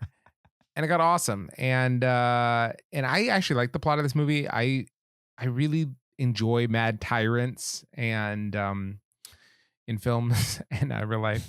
And I liked the human ape interplay. I liked kind of like the turnaround of like who are the good guys and who are the bad guys here? Like at a certain point, this really is the Planet of the Apes, So like at one point, do we stop rooting for the humans and we start rooting for the apes? It's just interesting dynamics. I liked the spectacle and the scope of this one.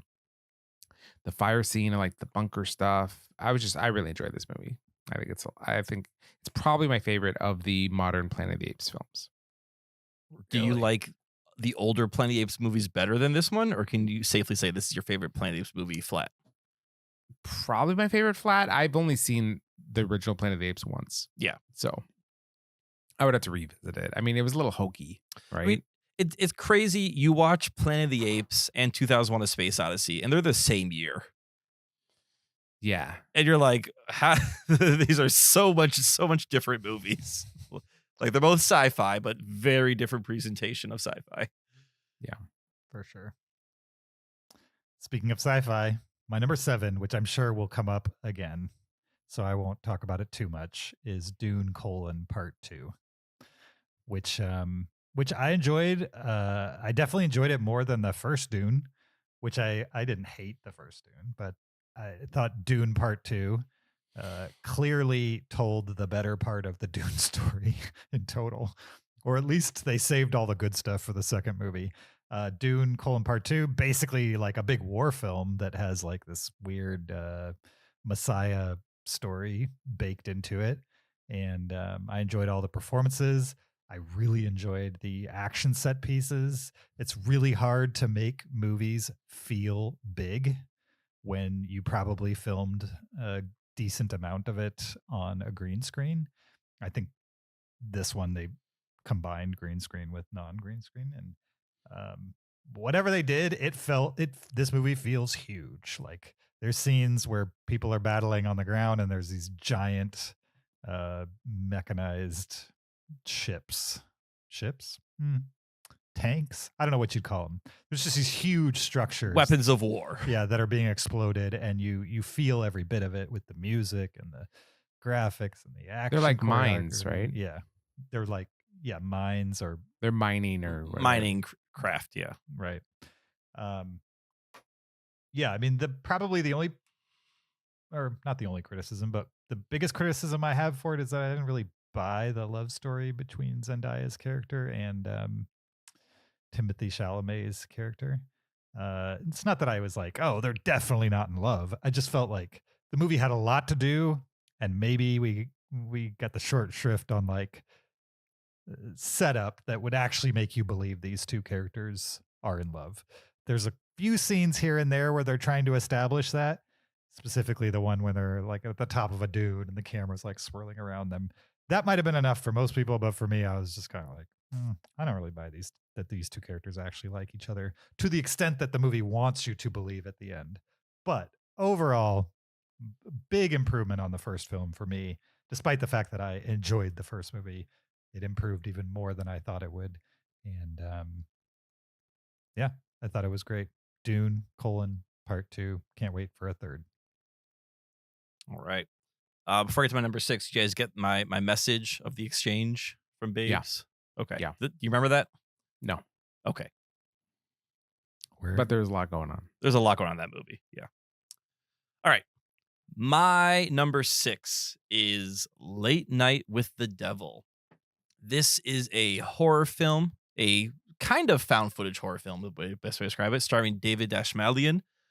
He plays a talk show host in the 1970s. And the setup for this movie is he was a talk show host on the rise. He was rivaling Carson as like the next big thing. And then for whatever reason, and they kind of get into some backstory, his ratings just started to drop, and he was afraid that he was going to lose his show. He was losing the magic. So he decided to throw on a stunt show. And the idea was he was going to put on a live show during Halloween and bring in, skeptics and magicians and mentalists and kind of put on a big show for everyone to watch. And that's his way of sort of getting back in the ratings. And his big centerpiece, or his big showstopper, is to bring on a girl who claims to be possessed by the devil. And that's what he's basing the whole show around. And this movie is mostly presented like you're watching a 1970s talk show. It's sort of shot in the 3-camera format. It's grainy. It's often in the 4:3 format. And pretty much everything that you're seeing is what's being captured by the cameras. And it's clever enough when there is things happening backstage which help with the plot, then that's shot in black and white, more of like a documentary style. So you really do feel like you're watching something that's happening in the moment, even though obviously this is a movie and it's not found footage. I also found the movie to be truly disturbing and scary at times. As we spend more time with this possessed girl, and there's questions about what's happening and what are we seeing versus what is happening via camera. You have a character who's very similar to what's his name, Randy the Skeptic, Zach, or the Amazing Randy. Mm-hmm. Yep. Who I was always a fan of the Amazing Randy and sort of how he's trying to debunk all these mentalists, and there's a character like him who's on the show trying to explain everything away. And I just thought this was a really clever, small budget horror film where it's 90 minutes in real time, essentially. What you're seeing on the screen is what's happening right in front of you. And it really worked for me, and I was really impressed. And David Dashmalian's an actor who I've been seeing. He's a character actor who's been in a ton of things I've seen. Always liked to see him, and to see him get a lead role was pretty cool. Another one that's like elevated horror. It's like not your typical, Conjuring type movie. I would say. No, it's definitely a little different. Yeah, that's great. All right, my number 6 is Fall Guy, the Fall Guy. I really liked this movie a lot. I thought it was just fun. In an old school way. Like we don't get a ton of movies that are just fun and celebrate like how movies can just be entertaining and like a good time. And I thought this one was great. I mean, it had really charismatic lead with Ryan Gosling, opposite Emily Blunt, who in this movie I didn't find as charismatic, but that's fine. And he's a stunt double, and she's an actress, or no, a director in this, making a movie. And they had a relationship, and then he kind of ghosted her because of circumstances, and then they get placed on the same set of a movie, and then kind of have to work it out while there's like this other side plot of crime happening. But I just thought this movie was really fun. And I thought it celebrated the movie making magic while doing it themselves, you know? So like it was a movie about stunt doubles, and they had like really cool stunts in it, and really charming characters that were funny. And yeah, I thought this movie was just a really good time, and I'm glad it came out. And I hope they make more movies with kind of this sensibility. And, this is the same guy that directed Bullet Train, which I also liked. And I know he directed Atomic Blonde, which Kyle really liked. And so, yeah. Did you So the Fall Guy. Did you see Atomic Blonde, Zach? Yeah. Okay. Yeah. You didn't, I didn't care for you it. didn't like it. No. All right. Fair enough. What are we on? Number 4? Number 5. That was my number 6. Number 6. Number 6 is Nosferatu, which is a gothic horror film written and directed by Robert Eggers. Robert Eggers, a guy who has made, 3 great movies, in my opinion, in The Witch and The Lighthouse and The Northman. And I was super hyped for Nosferatu, despite, I wouldn't say I'm a fan of vampire films. I don't know. I don't go out of my way to watch vampire films. I've seen the ones everybody else has seen, like Blade and Bram Stoker's Dracula and stuff like that. Stuff that came out while I was alive. It's not like I've gone back in history to watch old vampire movies. So the idea that he's going to remake an old vampire movie, one that was originally released in the 1920s, I think. Yeah, early 20s. Was like, okay, whatever. I mean, his style feels old at the same time. It's like an updated version of old in a weird way. Not necessarily with the Northman, but with the Lighthouse and the Witch, it felt like that. And so I was on board. After having seen the movie, still on board. It was like very creepy. Again, I've said this a couple times, but elevated horror in that like there's not a whole lot of like legitimately scary or even super graphic things happening on screen for the vast majority of the movie. It's more about like psychological horror and mind control and seduction and things like that. And Robert Eggers did it the only way he could do it, which was constantly refer to the visuals of classics of the genre and also give it his own spin here and there, specifically towards the end when you really kind of get into the vampire action. Not that it turns into Blade or Blade 2 or Blade 3, aka Blade Trinity, but there's really no action in the movie until right at the very end, and then there's the wrong kind of action, I would say. Kyle knows, he saw it. Yeah, so it's a good one. If you like Robert Eggers, you've probably already seen it. If you're into monster movies, check it out. Nosferatu. Could you imagine if that movie turned into Blade 3 at the end and like Ryan Reynolds just pops up and starts making quips about? I mean, I'd be on board if Jessica Biel also made an appearance, but only if you can get both of them. Right. Okay. I don't want to talk about Deadpool Wolverine. Instead, I want to talk about my number 5. Previously mentioned by James, this is Dune Part 2. Dune is a dense story. It's notoriously hard to adapt. It's been tried once already by David Lynch in the 80s to middling results at best. And Denis Villeneuve kind of killed it with this movie in a good way. He was able to capture I would say the density of the book, of the story. As James, you mentioned, this is sort of the culmination of the story. There's a war happening, but there's also this Messiah complex. There's also still this backroom dealing. The Bene Gesserit are thinking generations ahead, not just, decades ahead in this case. And this movie is able to kind of capture all of those ideas, make them digestible by an audience member using, foreign nouns to all of us. So there's so many made up words, made up language for this story, as well as making it a really compelling and thrilling action movie at the same time, balancing those two. I did find the action in this to be pretty incredible. James, I'm pretty sure it's real sand. I know you were unsure about the veracity of the sand the first time we watched this movie, but I think they did film this mostly in the desert. I said mostly, didn't I? When we reviewed Dune, some of your it's question green was screen. Some of it's green yeah, screen, but I don't think the guarantee sand is you. green screen. They may like put green screen in the sand. You don't think there's any digital sand in the movie? No, that's not what we're saying. I'm sorry That's for what bringing I'm this saying back is up. that there's some digital sand. Of course, there's some digital sand, but you really felt like it was mostly digital sand. That's, I didn't that's say the impression mostly. I got from I you. did not say mostly. Okay. Anyway, the vast majority of the sand in this movie is probably real, and for that, it stands on my number 5. That'll do it for you to get to the top 5. Just hit mostly sand. put Oh, sand Woman in the Good. Dunes, Mad Max Fury Road. I love my sand movies. You really do. Yeah. Ishtar. Is Ishtar a sand movie? Yeah. Oh, I gotta see it. Yep.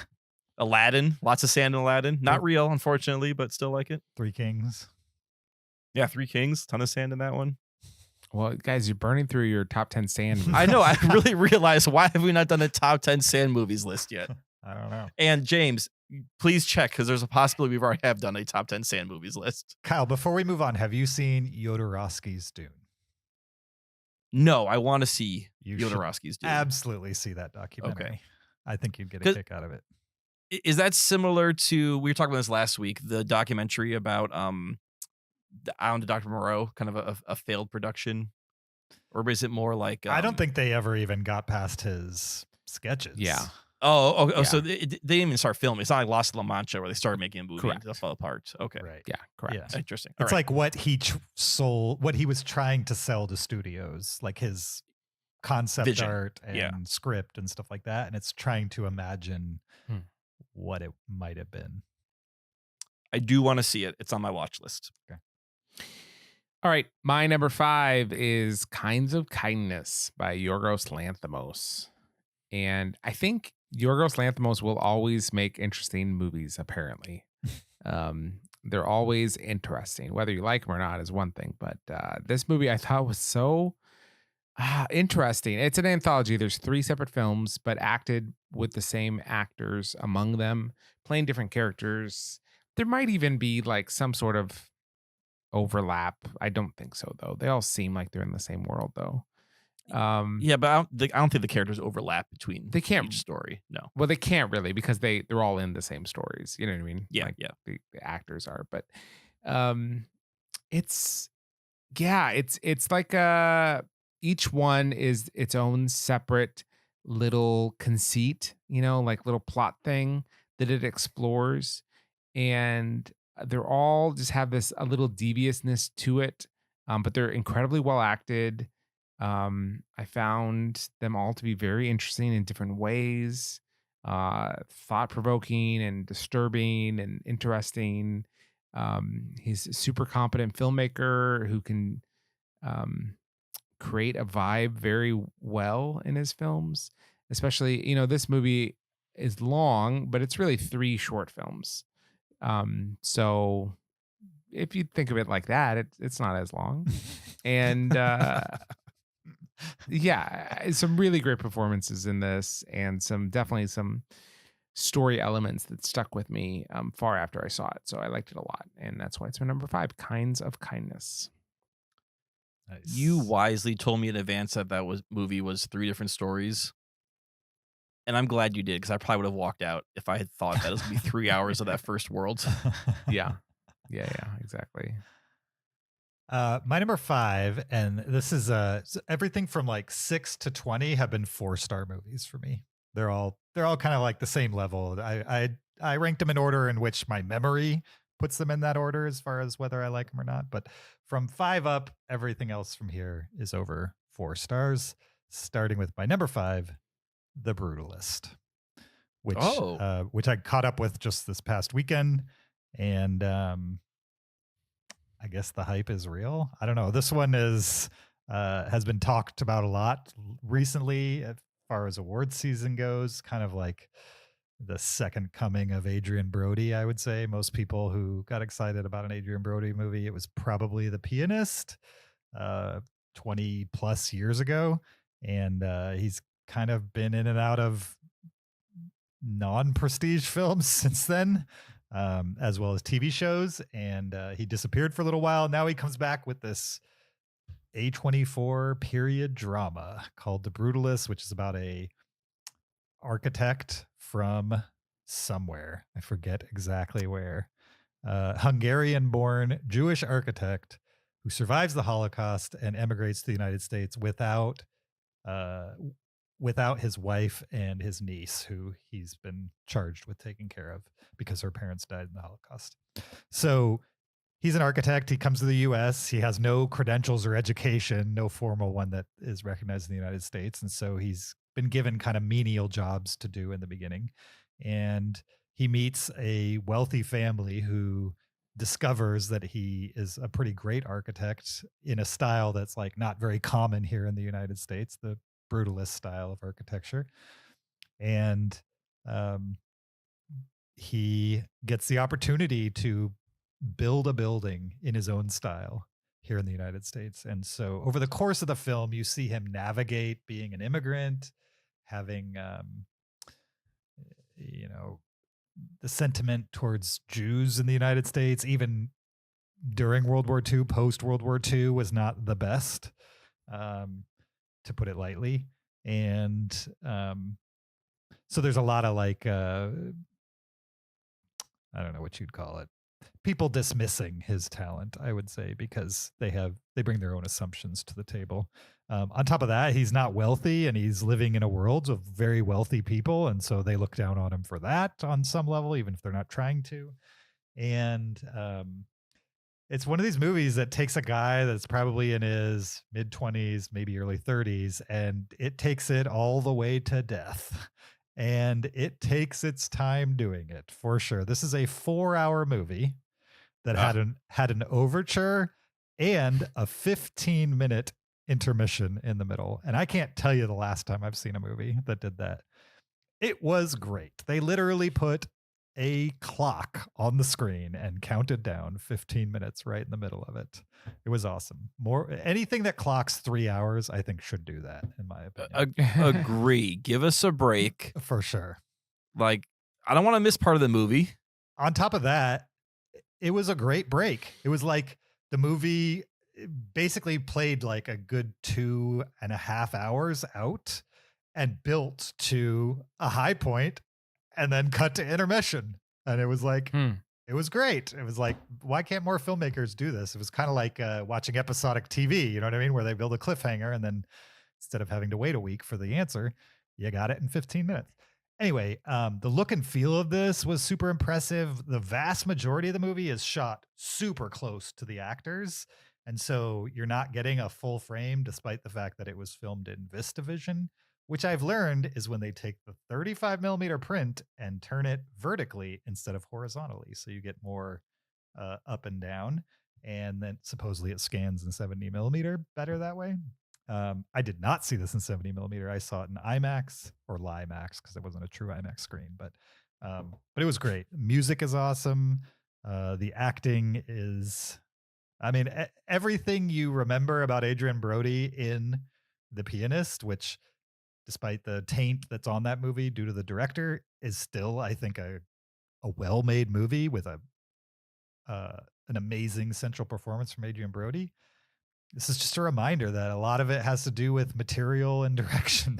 You know what I mean? Like if you have good material, if you have good direction, if you have the actor fully buying in, a guy like Adrian Brody can absolutely knock it out of the park. Also, Guy Pearce in this was like another guy that it just reminded me, like, I like Guy Pearce when he has a Okay. good character written for him. Nice. A complicated character. And they juxtaposed the close camera style with pulling out and showing just how large and how angular and cold his creations are. And I think that's the only way they could have made this movie on the budget they did. Because of like I said, the vast majority of it is not big, but then occasionally they will pull out and just be like, the music on top of it, full of bombast. Just a very interesting movie that if you're a fan of film, I think is fairly unique, only comes along once in a while, and you should check it out. My number 5. I am very excited to see that movie, but I have 100% not seen it yet. Okay. I am a fan of film, so I should check it out. You should. I do enjoy architecture. You're a movie lover, so maybe you should check it out. Yeah. Do you like brutalism? Are you ahead. asking me or Go ahead, Kyle. Yeah. I think brutalism has a bit of a bad rap. Because there are a lot of like ugly concrete buildings. But I think brutalism, when done well, can look quite unique and beautiful. And there are buildings throughout America, like especially, in civic buildings that look really cool, even if they are these large concrete structures. But so much of brutalism is just like concrete box. And that is boring to see. It does. The architecture is interesting, but it's definitely a showy style. Like there's not a whole lot of warmth and utility to a lot of brutalist designs, in my opinion. At least on the inside of some of the most famous buildings, there's a lot of wasted space, and a lot of walls with nothing on it, no paintings, no nothing. It's lots of bare bones type of stuff. But the theory behind it, according to the movie and what I've just learned over time, is that you're focusing the intent of the room so harshly that you can have an experience in there. Like there's a library room that's central to the story that I won't give away, but he takes a room that's messy and well lived in and like eliminates all of that and focuses it just on the idea that somebody's going to read in this room. And it's shocking to everybody in the movie. And I think good brutalism does what it's aiming to do very well. But also, I just would never want to live there. Because, like, you have to walk so far just to get from one place to another. I don't know. Anyway, my number 5. Cool. Looking forward to seeing that one for sure. Yeah. My number 4, and I should mention too, everything from number 5 up is 5.5 star or 4.5 stars for me also. So we are in the cream of the crop here. My number 4 is another animated film. It's another animated film about a robot. It's about a robot that befriends an animal. And it's a movie that I think actually captured the vibe of the Wild Robot book better than the Wild Robot movie. It is Pablo Berger's Robot Dreams. This movie takes place in New York City in the 80s, but the city is populated by anthropomorphic animals who they walk and they run the city, so there's no humans in it. And it's about a lonely dog who orders a robot companion that comes in the mail, and he assembles this robot companion, and then they become quick best friends. They do everything together. They have a great time together. Until the dog brings the robot to the beach, the robot malfunctions and collapses at the beach, and then the dog needs to figure out how to bring his new companion home. And time passes as this is all happening. The robot's kind of stranded on this beach. And the movie is both told from the perspective of the dog, who's trying to figure out, how do I bring my friend home? And from the robot, who is laying there on the beach and experiencing all these things around it. That is new experiences to this robot because it's only days, if not weeks old. This movie is completely wordless. Also, there is no dialogue. It's all told through emotions, through faces, through looks, and it's very effective in that sense. And it's a movie that's both very funny at times and also very tragic at times, as it is exploring the need for connection. And we say the need for human connection, but I think this is about the need for all creatures to have connection to something, especially in this case through this lonely dog who is missing its friend. I think this is a really beautiful movie. It's definitely family friendly. But again, young kids may not like it because there are some trials that the robot does go through that they could find upsetting. But definitely elementary, older kids, families can enjoy this movie. And it's a very calm and quiet movie too. And which might be a nice change for kids to not see something that's all like jokes and funny things and hijinks that are happening. Galen really liked this movie, even though it wasn't, laugh a minute loud things happening.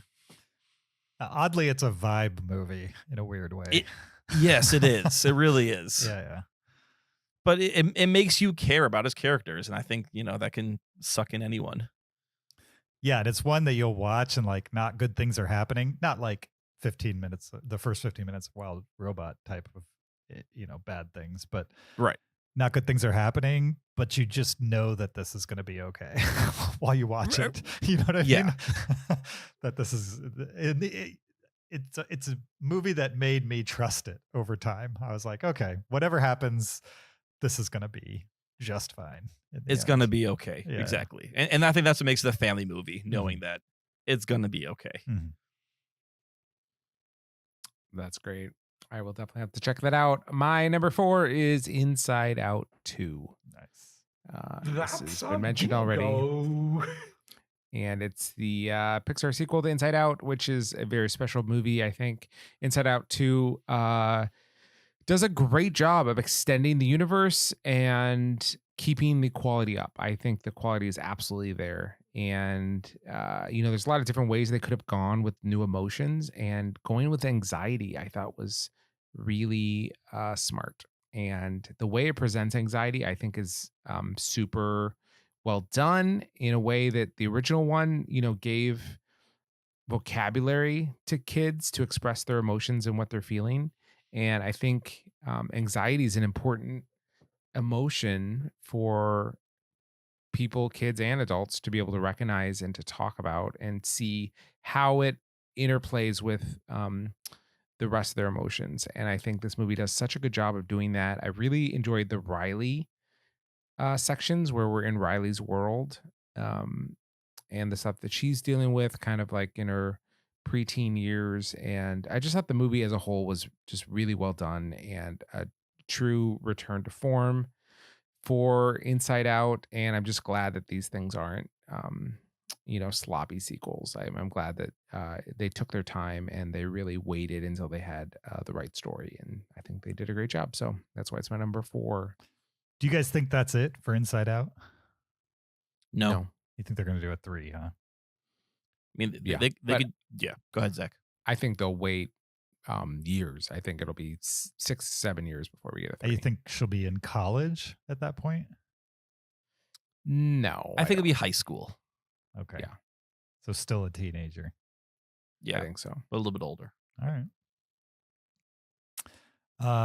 My number 4, previously mentioned by Zach, Ghost Light.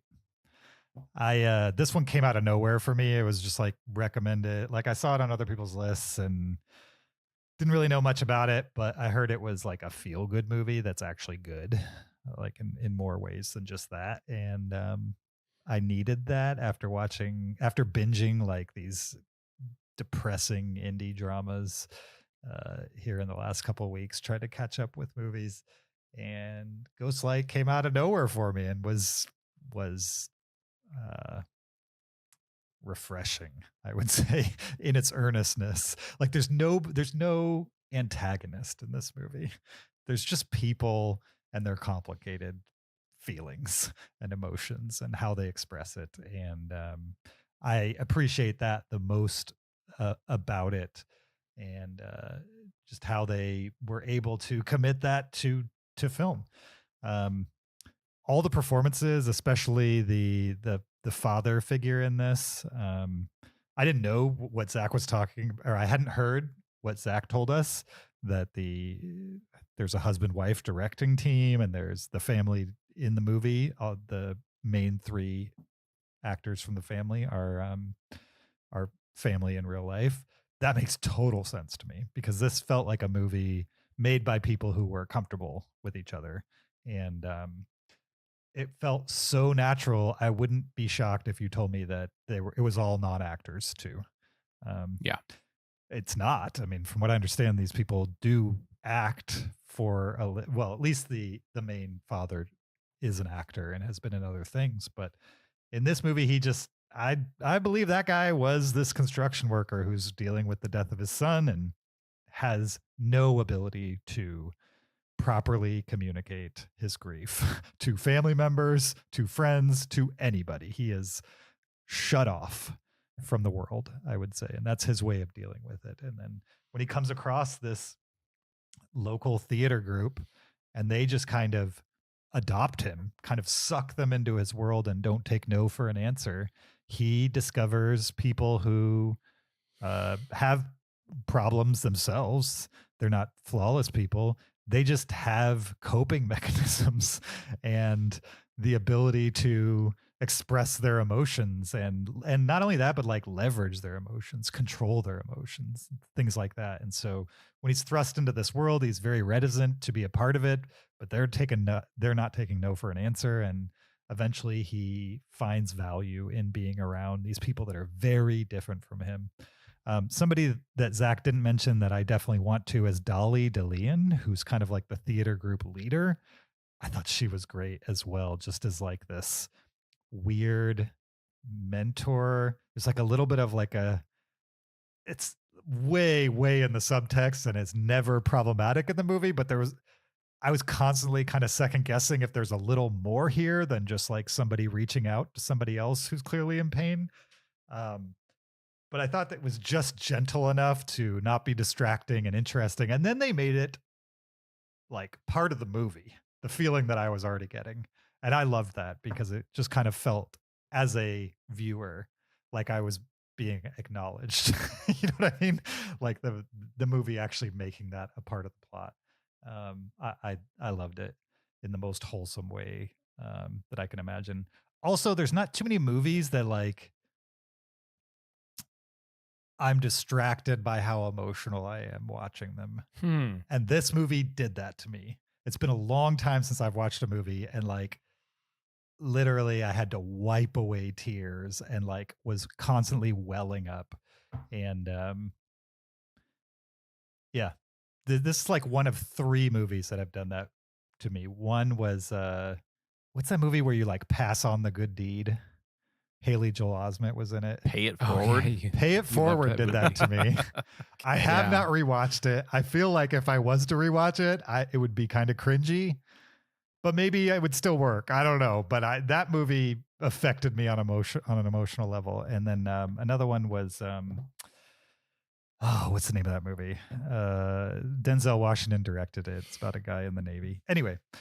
There's really only 3 movies. Antoine Fisher did that to me as well. Again. And that was another one. That one did it to me out of nowhere. This one was like, with Ghostlight, it was a progression for sure. I was bought in from the beginning, and the movie took me on the ride that I needed, I would say, to get me to where I wanted to be. Also, there's not too many movies that like make me feel like I learned something.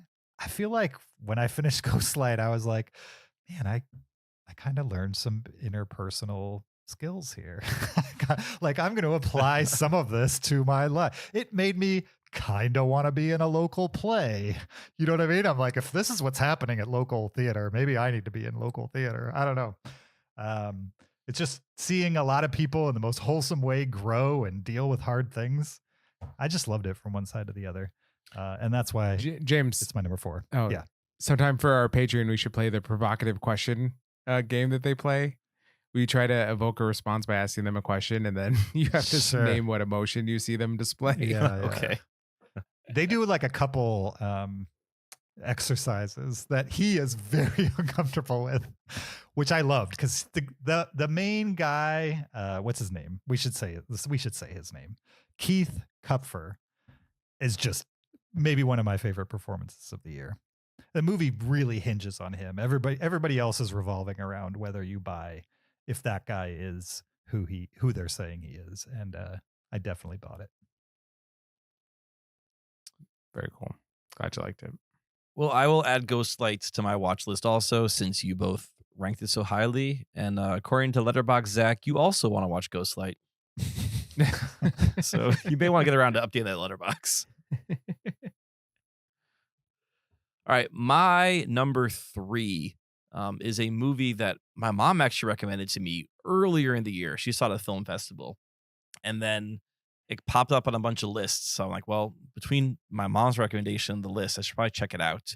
This is a Bhutanese film called The Monk and the Gun. This is a movie. At the beginning of the movie, you have this elderly lama, Buddhist lama, in a small rural village, who instructs his monk, this young monk, to find him a gun. He doesn't really say why, just say, please find me a gun. And so this monk goes on this journey through the village to try and find a gun, and eventually finds this rifle. Simultaneously, there is an American collector who has heard that there's an antique rifle he's trying to get his hands on, which happens to be the same rifle that the monk has, and is trying to procure this antique rifle to bring back to America for a collection. This is all set on the backdrop of 2008 Bhutan's change from monarchy to democracy.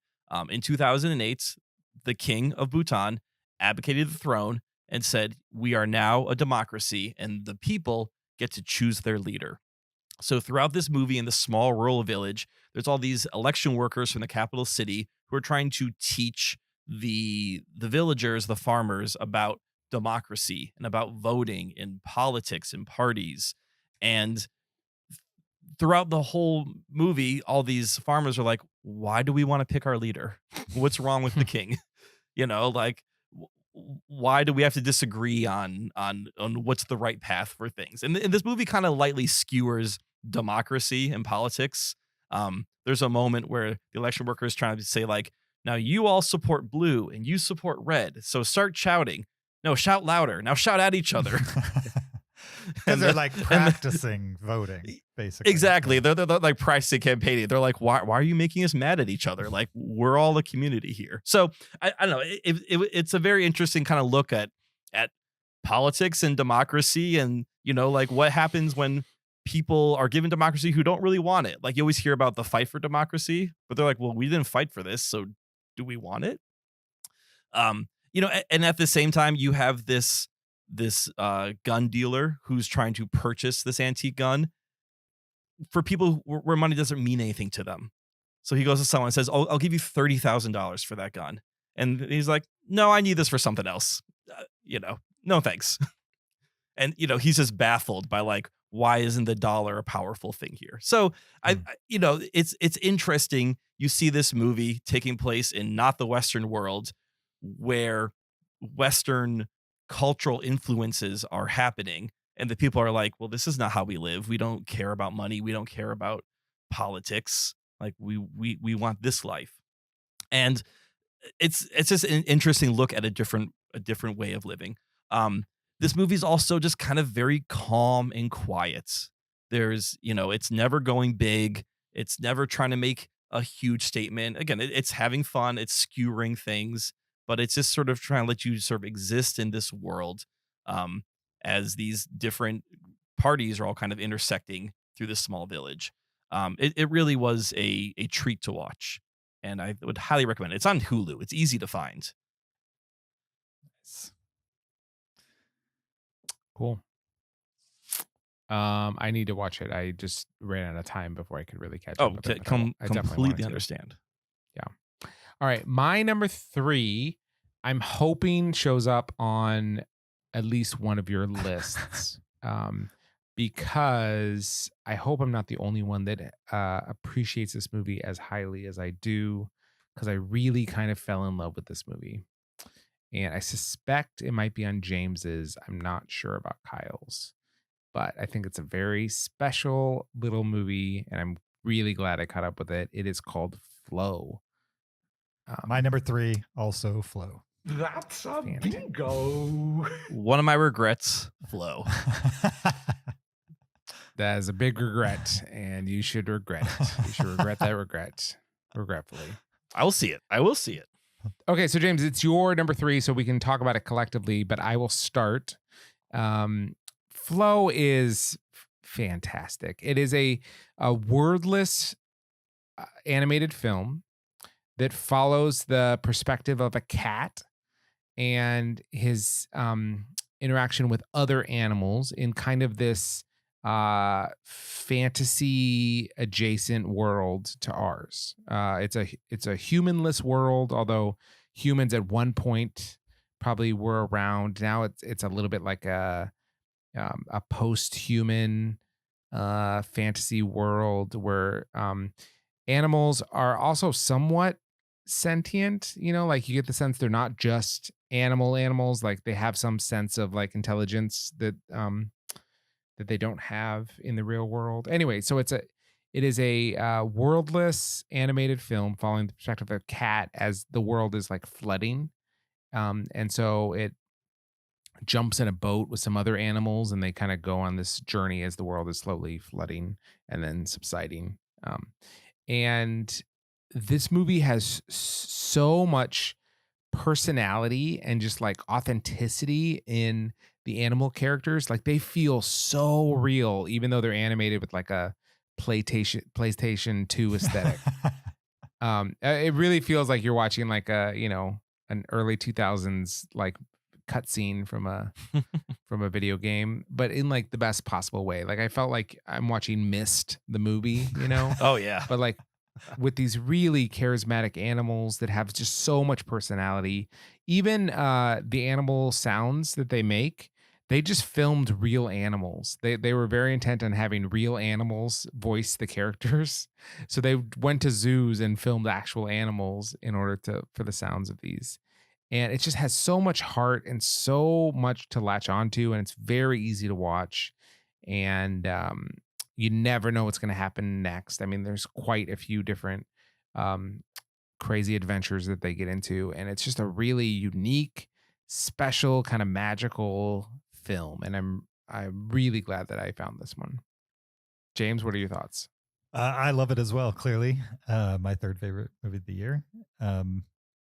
I love like I don't know. I'm sure I've seen other animated movies with cats in it, but this cat acts just like a cat.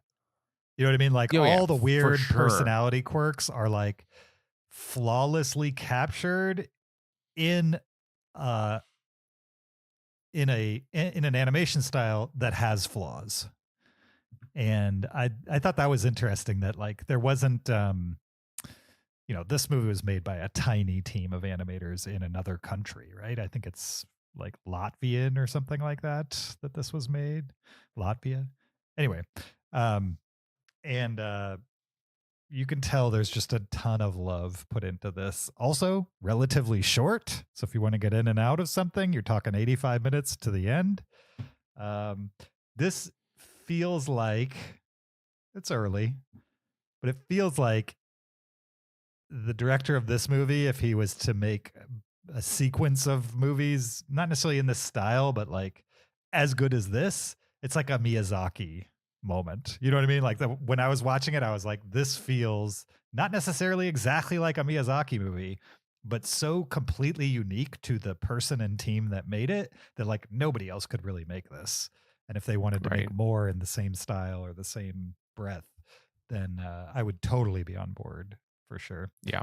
I'm glad you saw it, Zach, so that we can discuss.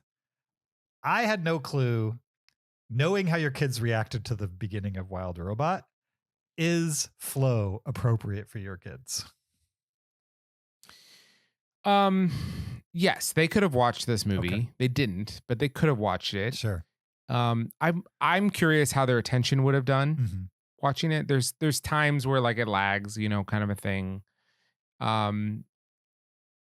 so they might have gotten bored with it at a certain point, like basically asking like, well, what's going on? What's happening? Why is this happening? Like they might have those questions and the movie doesn't have those answers. Absolutely. But yeah, they could have certainly watched this as far as content. Okay, so the two Wise, scenes that I was concerned and why I didn't recommend it for you to watch it with your kids had to do with the cat being in a harrowing situation. Like it happens at the beginning and then it happens at the end. You think they could get through those? For sure. I thought that the part there was the most the part that was the most harrowing I thought was with the secretary birds. Okay. Yeah, that too. That is like, yeah. If I was a little kid, I'd have some questions about that. Sure. But my son is actually really into secretary birds because he reads these books called Who Would Win? Sure. And one of them is secretary yeah. birds. And so he knows a lot about them already. So he'd be fine. And are secretary birds just giant bullies? Whoa. Have you ever seen a video of a real secretary bird like fighting a snake? I don't think so. They basically like just kick things to death. Okay. And like they can rapid fire kick. And they look pretty brutal. I would not want to deal with a secretary bird. Sure. Also, you made mention that it had like video game graphics. Mm-hmm. I would totally play this game. Oh, right. Yeah. If they made this sure. into a video game, I would be on board 100%. Yes. For sure. Yeah, I don't have much to add other than one of the most charming movies of the year.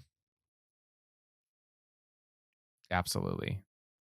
Yeah. And Kyle, depending on how much time you have, you could watch it at like 5x speed and get done with it in 20 minutes. Oh yeah, no. I mean that's how I watched most of my movies. Like I'm driving to work, I'll just put on my little carrier there, 5x speed. Here's another discussion, Zach, around the movie, not about the movie. Does it beat Inside Out 2 for Best Picture this year? Because I think those are your two front runners. Best animated picture. Animated, yeah. You think it's going to win? I think it will. Okay. I think it should. I think it should too. I don't know. They have to make it more accessible. Inside Out 2 made so much money. It's like just hard to ignore. Everybody's seen it. That's what I'm saying. Like if you're voting and you're looking at like 5 movies and you've only seen one of them, it's probably Inside Out 2 if you're voting. Mm-hmm. I think The Wild Robot's a contender also. I want to sleep on that one. I think it should be, but it's not better than Flow. I'm not saying it's better. I'm saying contender for Best Picture. Sure. For Best Animated Picture. Yeah. But again, that's one that like if you've only seen one, it's not going to be that one. It's going to be Inside Out 2. Yeah. So. Well, I only allow myself one silent animated anthropomorphized animal film per year. So I guess Flow has got to have to wait since I already got Robot Dreams on mine. Sure. I'm more of a dog person anyway than cat. So, Fair enough. All right. What's your number 2, Kyle? My number 2 has been mentioned by Zach already. And I'm assuming this will be mentioned by James soon, if not right now. It is Anora. This is the Sean Baker movie. I'll get a little bit more into it because Zach, you kind of really went over it. Mikey Madison, who I totally agree was revelatory in this movie. She was amazing in it. She plays a exotic dancer / sex worker who spends a couple weeks with the son of a Russian oligarch. He kind of quickly proposes to her after their time together, and she says, sure, why not? And they get married, thinking that they have this blissful life together. Soon, his parents, the Russian oligarchs, find out that he is married and they are not having anything with it, and they send people back to New York City to handle the situation.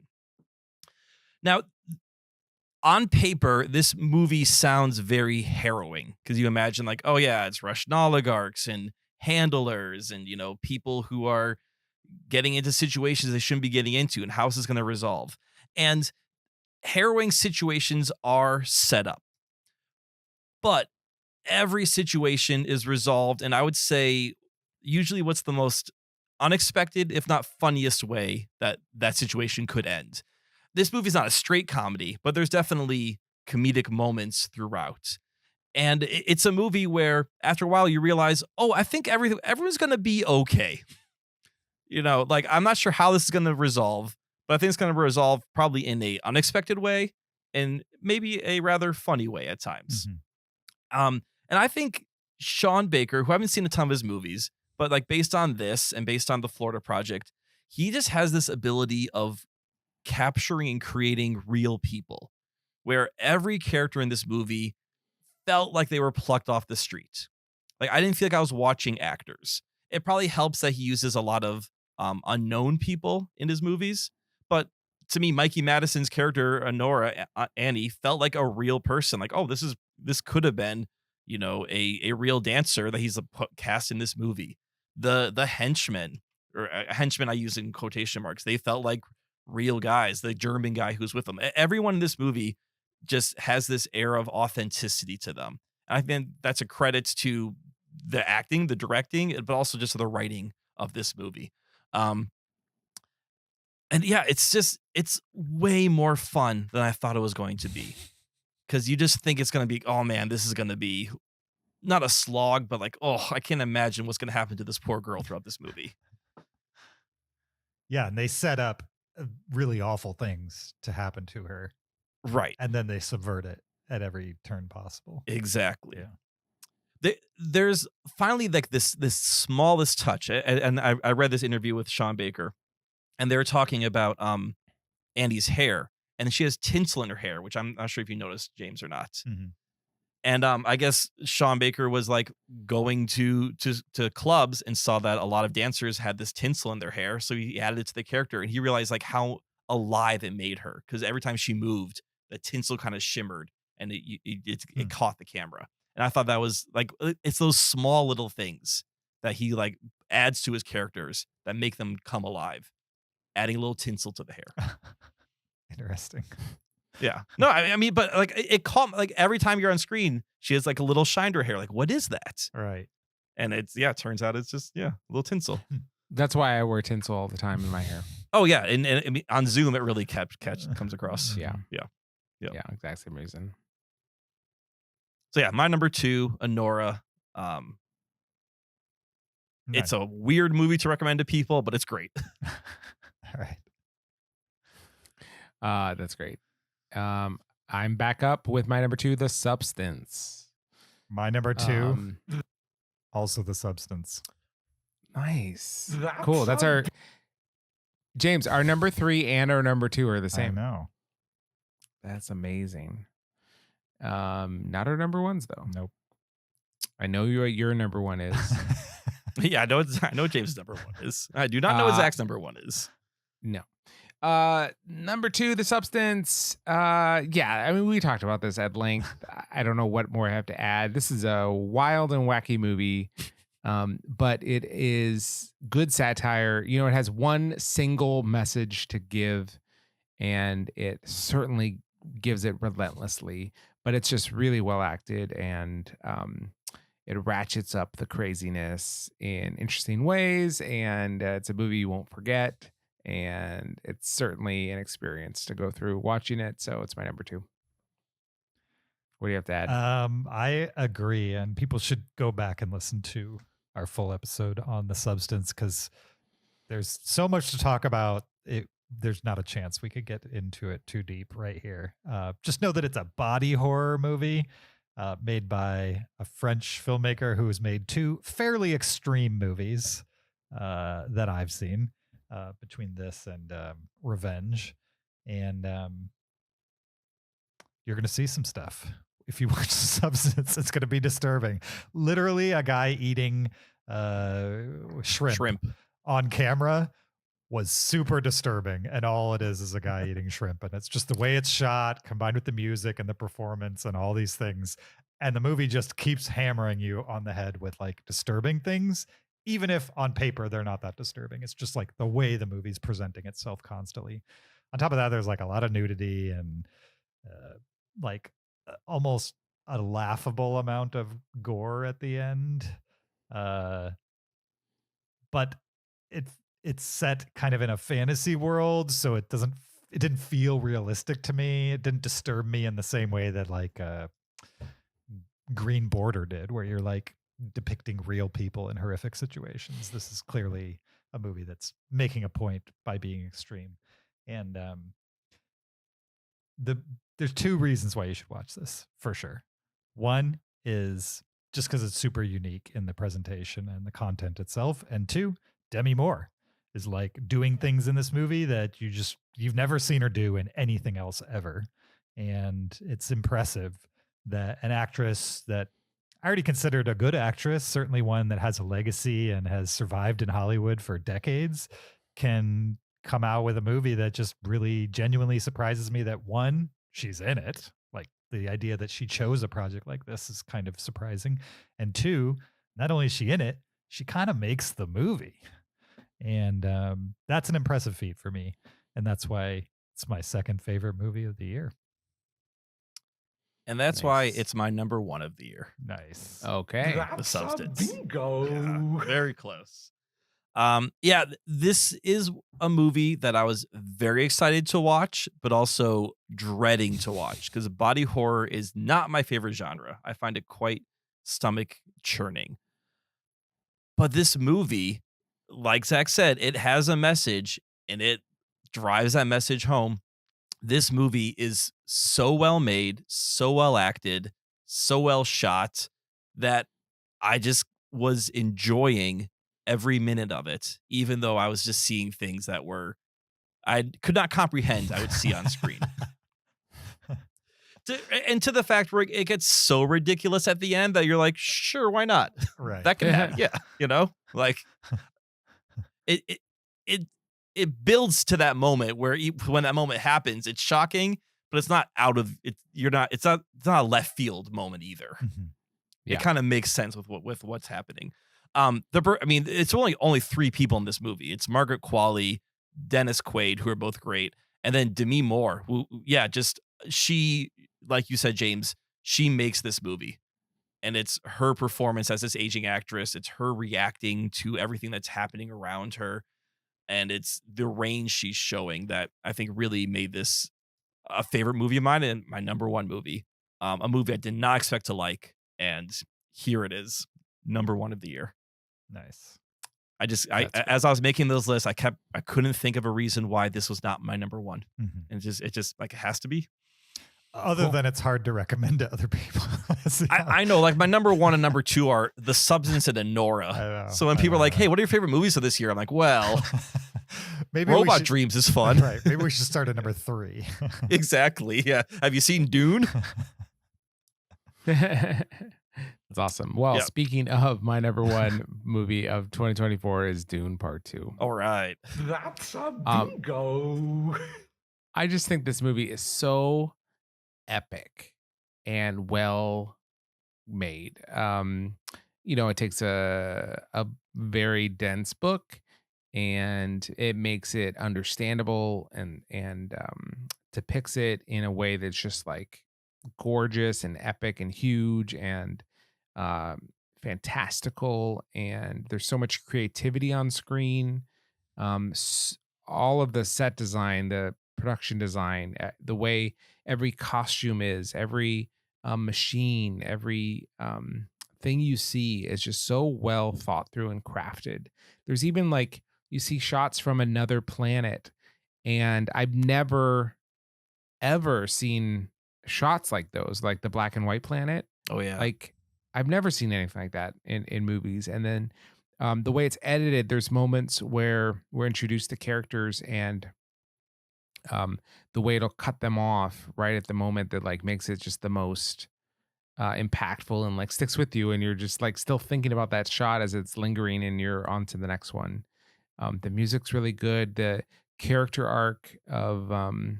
Timmy's character, Paul Atreides, the arc that he takes, especially when he finally like outs himself as the leader in that big meeting that they have underground or whatever. It's just so like just epic. It's just big and awesome and amazing.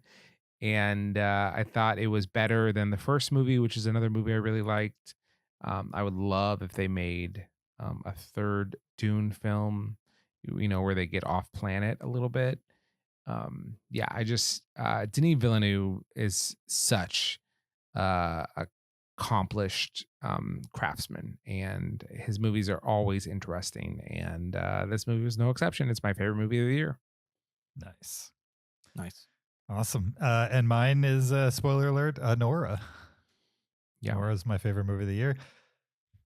I agree with everything both of you guys have said about it, basically. So Kyle and I flip-flopped 1 and 2. Yeah, it's pretty cool. Interesting. Yeah, I love this movie. I have liked, if not loved, all of Sean Baker's movies. I don't think I've seen Takeout, which is his first one, but I've seen all the rest. And with Red Rocket, which was the last Sean Baker film to be released, it felt like he changed the tone a little bit to be more like straightforward comedy. And Florida Project was like an indie drama that had comedic moments in it. And so the like Florida Project is kind of the perfect version of that. And his version of a straightforward comedy was like not my favorite. Red Rocket was good, but not like amazing or anything. With this one, it felt like he combined the two, and it totally worked for me. Like there were moments where the pace of the movie and the visuals themselves and clearly planned out ahead and scripted to a T type of thing. And then there were other moments where it was it felt very naturalistic and improv-y and all those kinds of things. On top of that, Mikey Madison as an actress who I don't think I've ever seen anything in, or if she was, she's always like a, the fourth supporting character of something. I don't even know if I've seen anything else with her in it. But in this movie, She was in Once Upon a Time in Hollywood. Okay. Yeah, I think she's in that group. I think we talked at about the that. ranch. Yeah. We might have mentioned that. I think she's the girl who gets set on fire. Oh, yes. She's one of the girls who attacks the house and gets Right. on the pool. You're right. Yeah. So I have seen something with her. Now I remember. But in this movie, I certainly haven't seen one where she's the main character, where she's like the person in every frame of the movie. And she is in this, and she totally holds the movie on her shoulders, basically, because if you're not invested in her, if you aren't bought in on her character, the rest of it is just window dressing, I would say. And so she really knocked it out of the park. I have nothing in common with a 20-something stripper from New York or Long Island or wherever her character's from. And yet I was totally invested in seeing her get the things that she wanted from life, even if she's going about it in all the wrong ways. There were several moments during this movie where I'm like, why are you making such bad decisions? You know what I mean? Like, she seems like a person who, if she made the right decisions, could get out of the problems she's having, but she's like just constantly making bad decisions, but in very realistic, relatable ways. And in the movie, halfway through, like some of the criticism Zach had for it is that the kind of the style of the movie changes and it drags a little bit, maybe halfway to 3/4 of the way through. And that was one of my favorite parts of the movie. It's just the change in tone when it goes from, I don't know, it kind of goes from like a weird stripper coming of age movie to like a crime thriller to like a last night in town chase movie. I don't know. It's an odd one for sure. On top of that, like the final scene of Honora will stick with me for a long, long time. It's the same way that, like, I don't know, the stairway scene in The Sopranos stuck with me for a long, long time. Like the first time a assault that's sexual in nature has like stuck with me. And that's not necessarily what's in this movie in the final scene. It just confused me to the point where I was like second guessing everything that I assumed about the main character of the film. And it left me with more questions, with more answers. I thought I had all the questions in my brain answered and I knew this person. And then that last scene just kind of like throws it all out the window on some level. It still made sense, but it complicated the character even more than the full, 2-hour and 20-minute film did. And that's unique, I would say. Florida Project also has an interesting ending that kind of comes out of left field. Makes sense in that movie. I didn't have too many questions about that ending. In this one's even more straightforward, and yet I have a bunch of questions. Like, I kind of wanted an Honora too, but we're never going to get that. That's fine. But also, like, not about the movie at all, and I'll end it on this, is I watched I half watched, half listened to the actress roundtable discussion that Hollywood Reporter put out. They do it every year where they get a bunch of people who are probably going to be up for awards and get them to talk in a roundtable. And it was like it was Mikey Madison sitting with like Angelina Jolie, Demi Moore, Zendaya, Tilda Swinton, and Mikey Madison. And I was just like, that's crazy to be like a relatively unknown actress. And then you're like sitting at an awards table with, like, Zendaya doesn't have like a deep, filmography, but she's mega famous, I would say. Yeah. And then these other actors or actresses are like, people who have been in the industry for a long time and have come in and out of public awareness. But it was hilarious because she says like 2 words it's more than 2 words, but I think they give her one question and then she never speaks for the rest of the hour. Oh, she is so quiet in person. Yeah, it's like night and day compared to her character. And then as I was watching it, I was thinking about her in that movie, and then I was like, she's, as much as she's not the veteran at this table of actresses who are probably going to be up for awards, she was kind of the veteran on this movie. You know what I mean? Like the other people in the movie, they weren't non-actors. Well, a couple of them were non-actors, but most of them weren't non-actors. But they're like low-profile people who are not in major films and, do not have big filmographies. And so in a weird way, she was the veteran actor in this movie.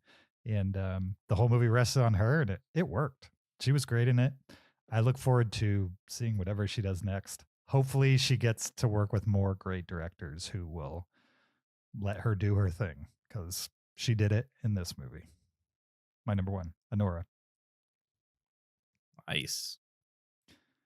Also, there's a ton of nudity in this movie, so if that offends you, just pass. Yeah. But it's really good. Another movie that's hard to recommend to people. All right. It's really good, and if you can get past all that, it's a good story. And the nudity's not titillating. I was not titillated.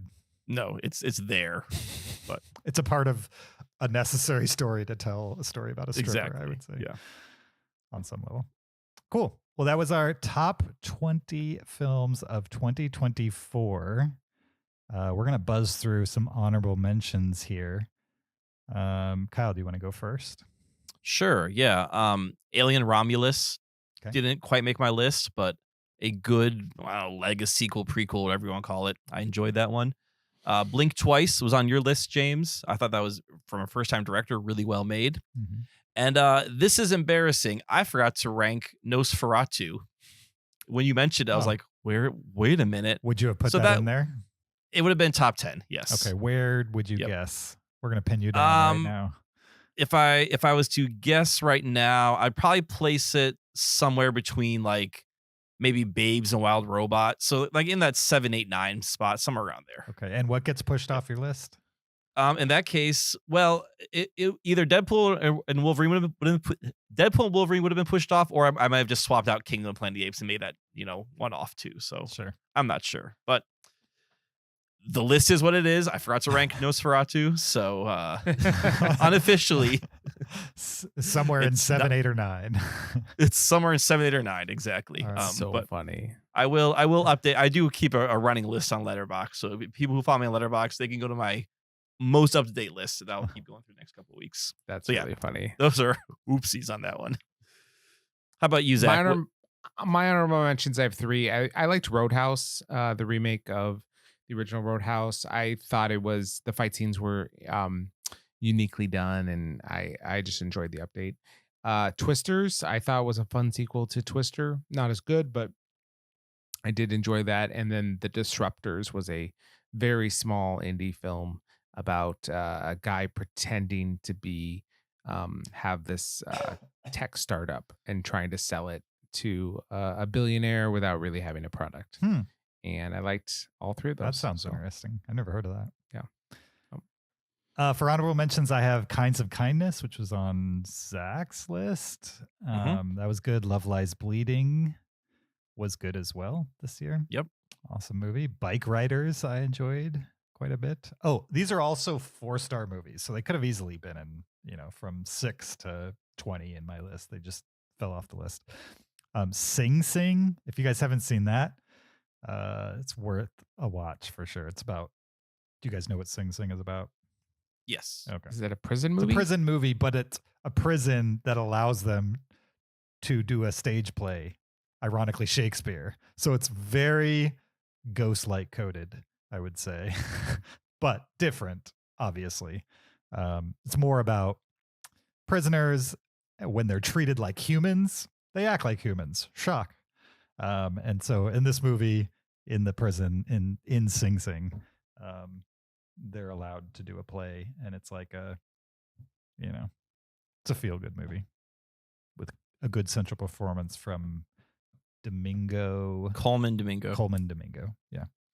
Okay. Challengers was really pulpy and interesting. It's making a ton of lists. Like that Right. is kind of the movie where I'm like, really?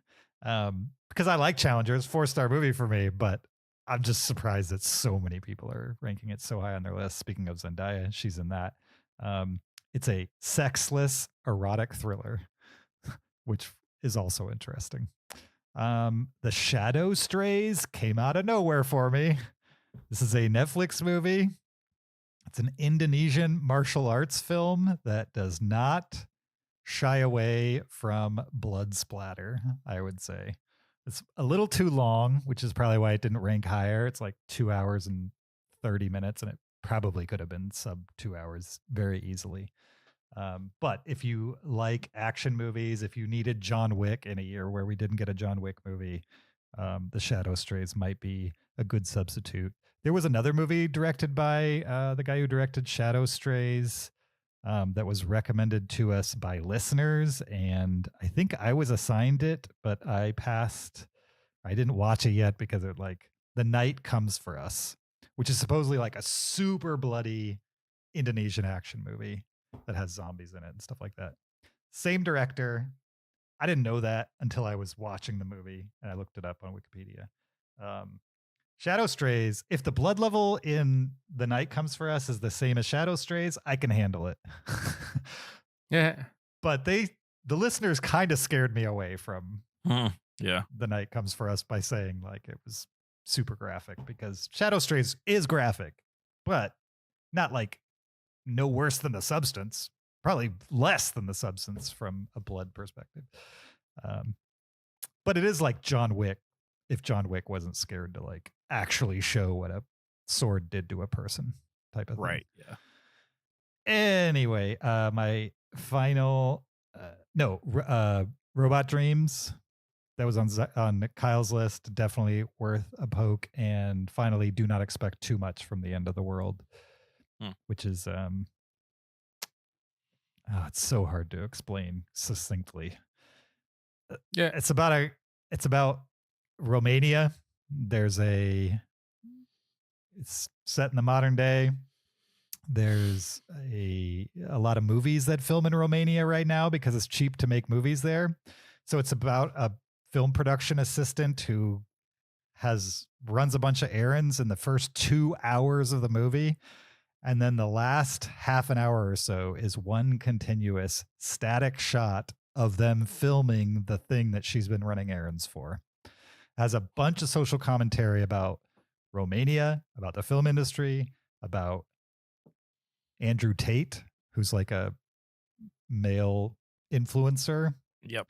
Toxic male influencer, I would say. Piece of crap. Yeah. Who is hiding in Romania right now because if he goes back to the UK where he's from, they'll immediately arrest him. And also it's kind of an indictment on like Romania kind of selling out its own culture for like to big corporations and opportunities from other countries instead of like clinging on to its own identity. I thought it was very interesting and well made, but so long feeling, much like my description of the movie. That's it for honorable mentions. We also had some regrets. Regrets being not necessarily movies that we were mad about watching. These are movies that we regret not watching before we made this list. So Yes. these are movies that we thought maybe had we gotten a chance to see it, it might make a top 20. Kyle, you want to start us off? Yeah, Rap World, which is a found footage documentary about a bunch of hip hop artists in the early 2000s recording an album in a night. Found footage documentary. Yeah, Rap World is what it's called. Hmm. Yeah. What does that mean? Like somebody found this footage and then made it a documentary? Yeah, I think like someone just had like a camcorder that night and recorded, Oh, the session. gotcha. They weren't planning on making this a documentary. I don't think, no, I think it's just, I think it's just someone found this footage of this unknown rap group recording a song and then Okay. turned it into a documentary. I'm not sure. I saw on some lists, it sounded really intriguing. Like, Interesting. I'll check that out. Sure. Why not? Flow, which both of you guys saw. I couldn't Mhm. find 85 minutes to watch it, apparently. So All busy week. The Brutalist, definitely want to see that. The Count of Monte Cristo. There's like a in this vein of Three Musketeers, there's sort of a new French version. That's my favorite book of all time, and I'm sure we'll be reviewing that later in this year. But I would think that would definitely make a top 20. Skywalker is a love story. This is a documentary about a couple that climb tall buildings. A Different Man, the Sebastian Stan movie about an actor who's trying to change their appearance. And then Lee, which is the biopic of the war photographer Lee, played by Kate Winslet. I'm sure she has a full name, but I do not know what it is. Who in Civil War, Kirsten Dunst's character references this Oh, photographer okay. several times. Lee something or another. Mhm. Nice. My regrets are I want to see Monkey Man. That one looked fun to me. I want to see Skywalkers, the documentary about people that go and climb tall things, because I'm very intrigued by them. I want to see the documentary No Other Land about the Palestinian conflict. I want to see Lee, mostly because Andy Samberg plays a dramatic role in it. His first Yeah. dramatic role. Yeah, and I hear he's good in it, and Yeah. I want to see it for that reason. The Brutalist, because I love architecture. The Apprentice looked interesting to me, and then Shadow Strays, because I heard that was insane action movie. Nice. My regrets are Good One, which is an indie film about a girl who's hiking in the woods with her dad and her dad's friend. That's all I know about it. Supposedly good. Memoirs of a Snail, which is an adult focused stop motion animation tragic comedy. Looks weird. Not sure I'll be on board with the animation style just based on the poster, but I've heard good things. Piano Lesson, which is on Netflix. It's an early 1900s set drama about a black family deciding what to do with a piano. Evidently, in the early 1900s, it's hard to move a piano around. So, My understanding, there's a lot of history in that piano, both I'm sure. good and bad. I'm sure. So Strange Darling, which is a serial killer movie told out of order. And so I just didn't get to this because every time I sat down, I was like, I'm going to have to pay attention to this, aren't I? Because they're hopping around all over the place, like in the first 5 minutes. So I was like, I started watching it and then didn't pick it back up because I knew I couldn't focus on it. The Promised Land, which is a Danish movie set in the 1700s, stars Mads Mikkelsen. Supposedly good. Don't know anything about it, but the poster looked like a old set movie with Mads Mikkelsen in it. So want to check it out eventually. The Seed of the Sacred Fig, which is a political thriller set in Iran. It's on a ton top lists all over the place. Had no access to it, didn't see it, but I want to at some point. Baby Girl, which is an A24 erotic thriller starring Nicole Kidman, is in theaters now. I've heard good things. Didn't get to see it. All We Imagine Is Light, a drama about the lives of 3 Indian women. That's all I know about it. It's set modern day, so I guess I know a little more about it. Also at the top of a lot of lists. I don't have access to it. Didn't see it. And probably my biggest regret is Nickel Boys, which is a historical drama. It's set in first person, like it's shot first person perspective, but it's not like found footage. It's not like somebody found this and like collected it. It's like literally an artistic choice to be like one character. You're going to be watching the movie from their perspective.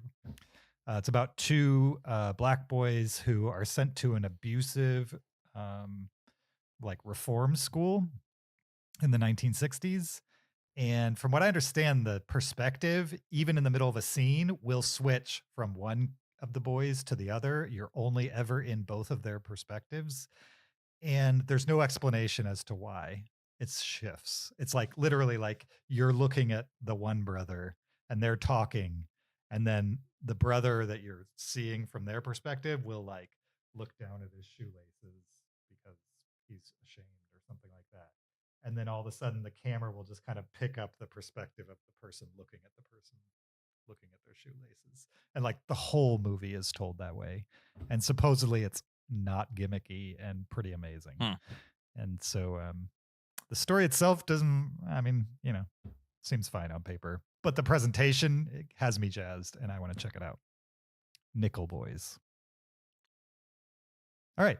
We also saw some documentaries that we don't put on our main top 20 list. So we'll just kind of give you an overview of what we saw this year and what we dug. Kyle? Yeah, actually, I watched 2 documentaries. Okay. This is pretty Is amazing. that a record? It might be a record, yes. It might be. The first one is MoviePass, Movie Crash. This is a documentary about the rise and fall of MoviePass. You know, I never had MoviePass, but I was definitely quite aware of everything that was happening when it first came on the scene and how it blew up and then literally blew up. Mm-hmm. But I wasn't really familiar with the history of MoviePass. And this movie talks with the 2 founders of MoviePass and then sort of how they got pushed out of their own company. So I found that portion to be much more interesting about sort of how they lost control of their company. And then there's also, you know, a little bit of history of here's 2 black men who founded this company and then 2 rich white dudes kind of came over and took over the whole thing. On a positive note, MoviePass is back with one of the original founders. And Ted Farnsworth, who's this snake oil salesman, is finally in jail for years of defrauding investors. I don't think he's in jail yet, but oh, he's on jail yet? But he's about to be sentenced and it'll probably have jail time. Yeah, right. Because he's one of these guys who seems like every 10 years he just finds a new thing to try and sell. Mm-hmm. And MoviePass was just his thing of the moment to sell. Yeah. The other movie I watch, and James recommended this to me, is The Greatest Night in Pop. This is a documentary about the making of the recording of We Are the World, which was a big a song that got tons of artists in the 80s to all kind of sing together as a big fundraiser for Africa. Mm-hmm. Thank you. One thing I did not know about this song, like I knew it happened, like, oh, there's got all these people to record together. I never thought about the logistics of getting all these people in the same room together. I was surprised that they did it after the Grammys. They're like, well, everyone will be here. Let's do it after the Grammys. And you think they'd all want to go party anyway. So the fact that they're able to convince all these people to be there, I mean, and it probably helps that it's like Stevie Wonder and Quincy Jones are saying, hey, come record this song with me. Yeah. And that's the other cool thing is I love seeing the creative process. And I mean, Stevie Wonder is a genius. And to see him and Quincy Jones sort of workshopping this song live with all these different artists and come up with these ideas and how they interact with you have 30 personalities in the same room.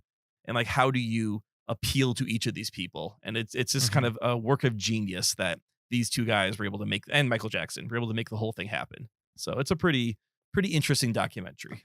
It's worth the price of admission for the Bob Dylan segment alone, in my opinion. To see Stevie Wonder sing like Bob Dylan. Well, just the way all those people coached Bob Dylan, who was clearly uncomfortable being in that room. Oh, very much. Yeah. Yeah. He's like, I got this, not my music whatsoever. Right. Yeah. For sure. So those are the 2 docs that I watched this year. Zach?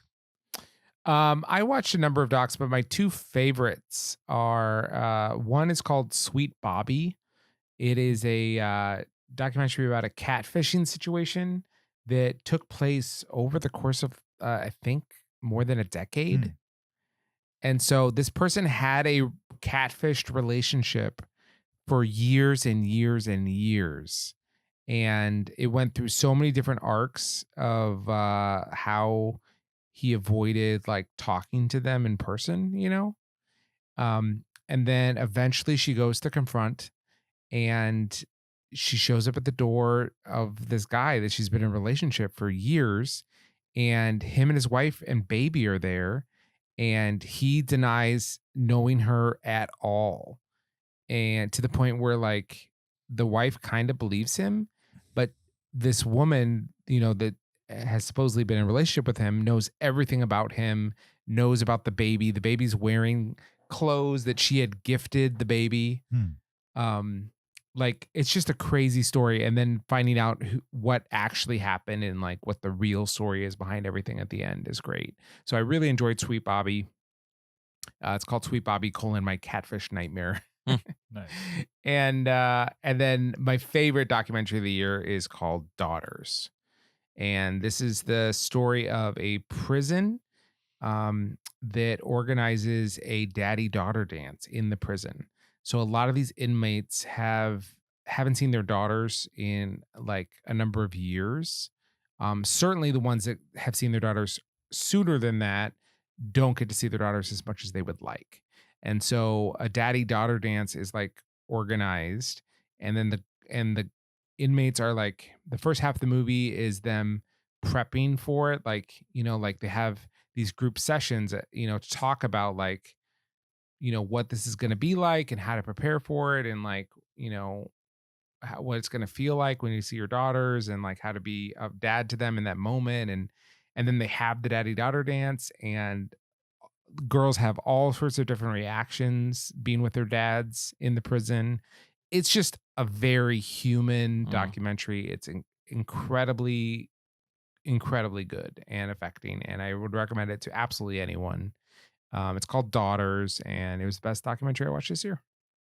Nice. I have 4 documentaries on my list that are 4 stars or higher. I'll just touch on those. The Contestant on Netflix, which is about a real reality show that happened in Japan, where they put a guy in a room, and then basically he's literally naked at the beginning of him. He has nothing. The room's completely empty. Completely empty. He doesn't even have a bed. I think he might have a table. I don't remember, but and then he basically has to compete. It's been a while since I've seen The Contestant. He can fill out That's what it is. forms to win like prizes, Right. like, And that's how one person will win a rice cooker. that's how he gets food. That's how he gets anything, basically, is he can't leave the place, but he can affect the world and bring the world inside in certain ways. And so and then over the course of it, he goes, they're basically like, you have to stay in this room until you want to leave. Like there's no time limit on this. And meanwhile, they're filming his every moment, of which a good deal of it, he's naked in this room alone. And he just completely forgets there are cameras filming him, basically. Well, and also he's playing it up, I think, because he's an interesting guy. And he just goes and goes and goes, probably much longer than they ever imagined somebody would stay in that situation. He makes it work. And then right as they're about to tell him he can go home, that he stayed in there long enough, they challenge him to stay in there longer and give him an even bigger payoff if he stays. And it's an interesting documentary. I'll just leave it at that. Check it out. Flip Side is a documentary about a record store, but it's made by a person who has been in the creative field, specifically like documentaries and video production type of thing. They've been in that industry their entire life. So the director is in that industry, but he really loves this record store. He sets out to make a documentary about the record store, but what the documentary turns into is just a collection of all these unfinished projects that he's had over the course of his career, and him like not wanting to lose that footage because he knows this is like his one chance to actually put that footage in front of people. And so the documentary is strange because it's like a combination of like a little bit of like a what do you call it when you're at somebody's funeral and you're giving a speech? Eulogy. Like a little bit of a eulogy for like physical media and like physical meeting spaces related to shopping and stuff like that, but also like a little bit of a eulogy to these projects that he's been working on for his entire life that he knows he'll never finish, type of thing. And so here's some interesting footage that might relate to what's happening in the broader documentary. It's hyper fast edited and really well put together, especially if you like interesting documentary construction. Skywalker's a love story is awesome and consists completely of footage shot by the main subjects of the movie, other than maybe some drone footage. And it's really about social media stars and like two people fall in love and they are very good at climbing tall buildings and tall structures. And what would it be like to turn kind of your passion that made you social media famous into a business with your significant other?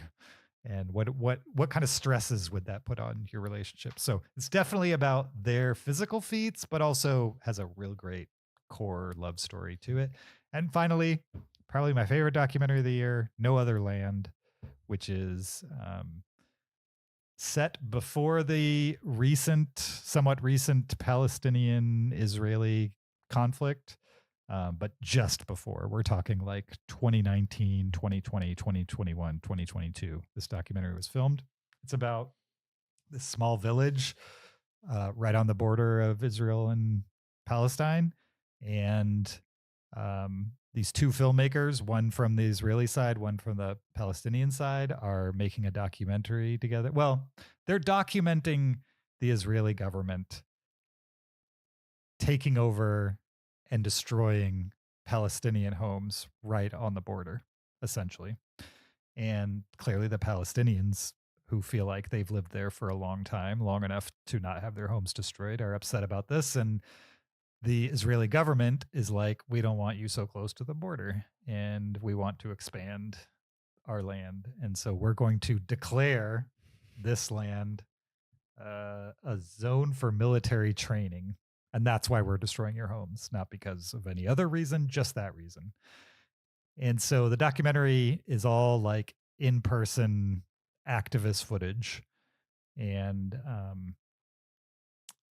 it's kind of cyclical, where it's like they'll show you some footage of an event that actually happened, a protest that went wrong or something like that. And then there will be the two filmmakers discussing what happened that night and like how it affected them and those types of things. And so I don't know too much about the conflict or Middle East politics, or, clearly that's been going on my entire life. Issues at the border of Israel and Palestine. I've learned a lot in the last year or so, but certainly not an expert. I think this, while not heavy on the details of what's happened in the past, really is a great example of like both sides coming together to give you a broad view of like some of the injustice that's happening there. But it's also not super hypercritical of Israel at the same time.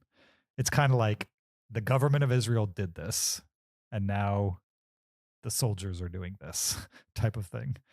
And it's more from the perspective of people on both sides, because the guy who's Jewish from Israel, he lives by the border too. And so these are his friends. And it's kind of in this weird place where Israel controls everything that happens there, like including like the license plate on your car, whether you're Palestinian or Israeli, you have to get a license plate from the Israeli DMV. And literally the license plate tells whether you're a Palestinian or Israeli. And so it's a very strange part of the world, I would say. On top of that, the relationship between the two filmmakers was the most unexpected part of the documentary, and probably what puts it over the top and is the reason why most people are talking about this documentary when they talk about great ones from 2024. Has no distribution, so it's hard to see, but hopefully somebody will be brave, like a Netflix or somebody, and pick it up and put it out. But we'll see. I don't know if a movie can get nominated for an Academy Award if they have no distribution, right? I mean, don't they need to be shown in a theater in LA and New York City for 1 week? I feel like they stopped that commitment because of the streamers and the pandemic and stuff. Okay. I'm not sure. I don't know if that was a temporary pullback of that restriction, but they definitely didn't do that for a year or two. Yeah, I don't know if that's still the case or not. Either. But No Other Land, pretty awesome. Speaking of, Yeah, it was one of my regrets. Okay, cool.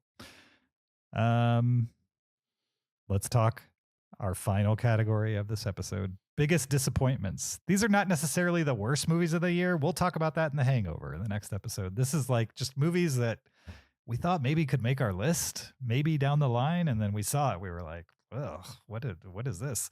And on top of that, like, at least my list are not movies that I'm middling on. They're just like movies that I middle on, I forget about. I don't even think about. These are like ones that I kind of expected something out of and then didn't. That's why they're a big disappointment.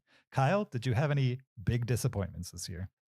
You know, I didn't have any big disappointments this year. Okay. I would say things that I was hyped for generally hit, Mhm. and things that I didn't like, I was like, well, I'll talk about later. But there's a couple of movies that I thought that underwhelmed me that I wanted to mention that, you know, I was expecting more from them, Mhm. and I kind of got less. First one's Fall Guy. I really liked the Ryan Gosling, Emily Blunt, like film within a film aspect of that movie. I thought that was super fun, and those two together are great. The whole noir plot of it, I thought was stupid, to be kind, and did not work for me whatsoever. So anytime we were with them, film within a film, great. The whole noir stuff, I was like, oh, this is stupid. Let's move on. So, Three Musketeers, Milady, it was fine.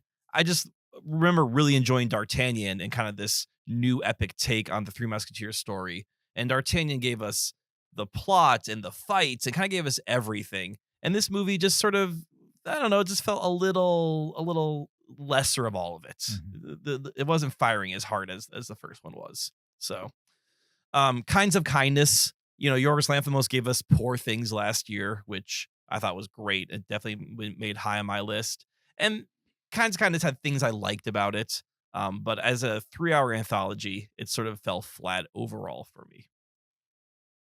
And then finally, this is kind of a silly one, but Horizon: An American Saga Part 1. I maybe shouldn't have had such high expectations for this.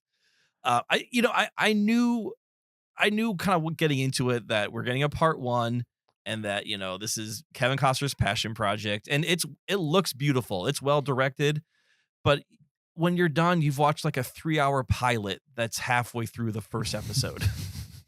And it doesn't work as a movie.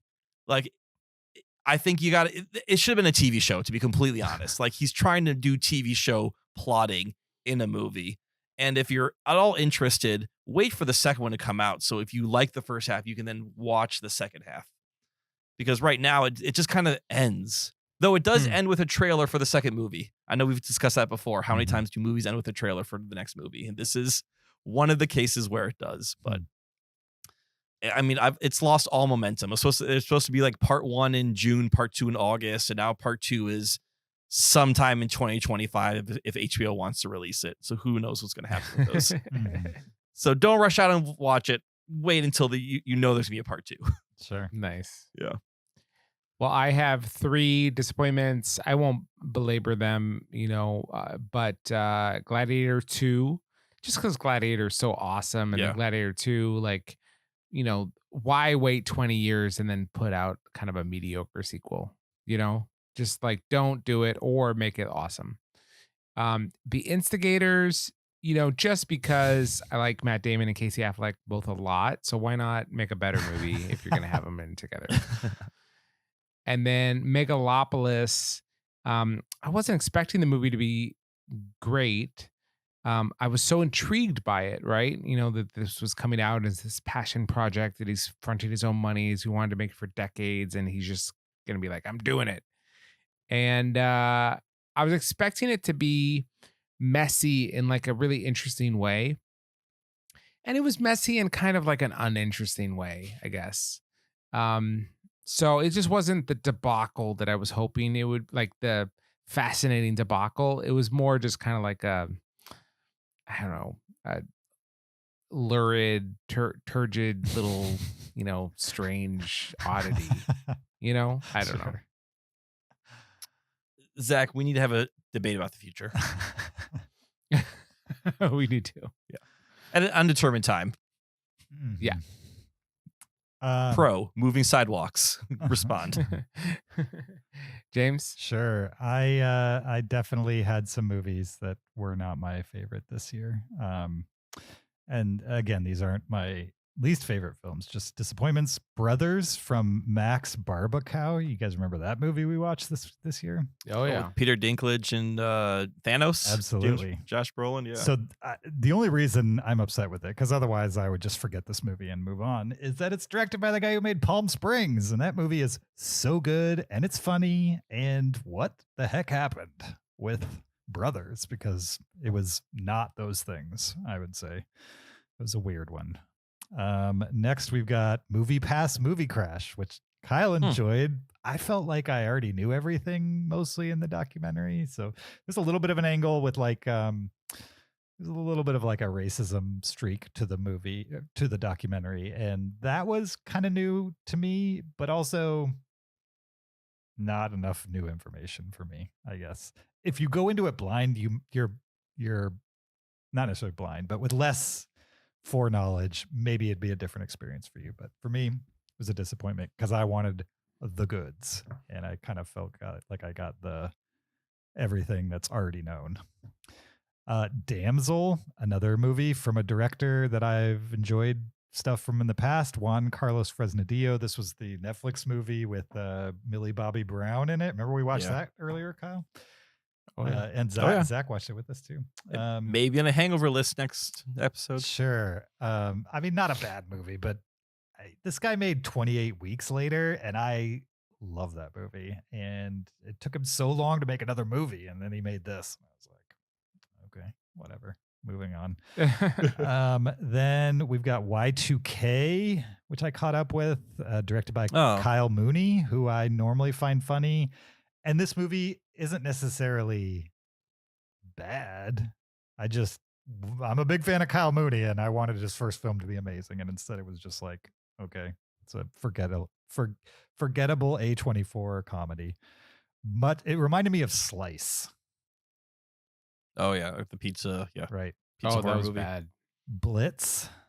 Again, not a bad movie, but I probably expect too much from Steve McQueen. Like Windows is awesome, and I forget what the series was on Amazon where he made like 5 movies. Oh, Black Axe and Small Axe. That's what it's Small called. Axe. Yeah, the Small Axe series. The 2 of the 5 movies I saw in that were amazing, and hoped for more. Wolves, kind of an instigator situation. Like I like the 2 actors in Wolves, Brad Pitt and what's his name?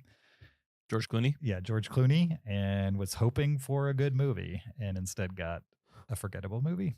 Beverly Hills Cop, Axel F. That happened this year, like 30 years in the making, and it was like a big wah-wah in the end. A Quiet Place Day One, I thought could be cool. Not a bad thriller, but also I don't care about it. And finally, a weird one, because it's in my top 10, but I was a little disappointed. I'm getting over it, slowly but surely. Furiosa, a Mad Max saga, was a little bit of a disappointment for me. Because it just wasn't Fury Road. I consider that making that a disappointment also. Yeah. But I realize I'm disappointed that's not Fury Road and that's not fair to the movie. So It's not fair, and I don't care. It's still a disappointment one way or another. I also realized I never ranked Axel F on my top all movies I saw in 2024. I'm really off my game. Or are you going to put that in your top 20? Negative 22. Right. Or positive 22, whatever you want to say it. So Nice. Fair enough. Yeah. All right. That was our annual top 20 films of the previous year. In this case, 2024. Thank you for listening to this episode 665 of the Cinereelists. We appreciate your listenership. Don't forget, check out the video version of the podcast on YouTube. Subscribe there. Check us out on Patreon, patreon.com/Cinereelists. Support the podcast, get extra after show audio. Leave us an Apple Podcast review. We'd appreciate that. 5 stars only. Or send us a listener email, specifically your favorite films from 2024. We would love if you took whatever top 10, top 20, top 5, whatever you have to send us, rank them in order and send them our way to heyguys@cinerealists.com. Link in the description to do any of those types of things. And you could also follow us on social media at Cinerealists, or you could follow me on my personal Blue Sky or Letterboxd account at YoJRB. You can follow me on Twitter or Letterboxd at Shaubin. you can find me on Letterboxd at Peter SKB. We will be back next time with our second annual episode. Second annual? The second of 2 annual episodes. It's the 2024 movie hangover, which will have more top 10 lists in one episode of one podcast than has ever been conceived, or something like that. I don't know. Something like that. Regardless, we'll see you there. Until then, keep it cinereal.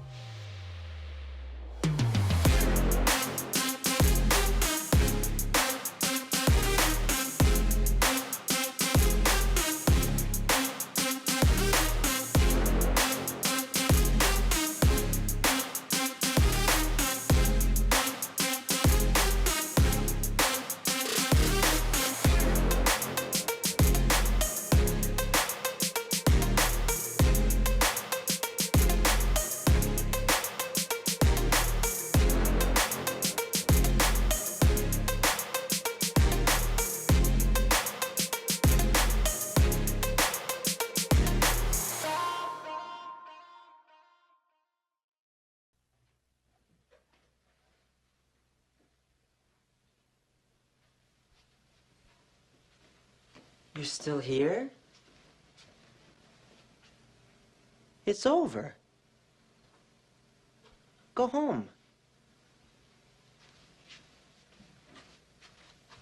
Go.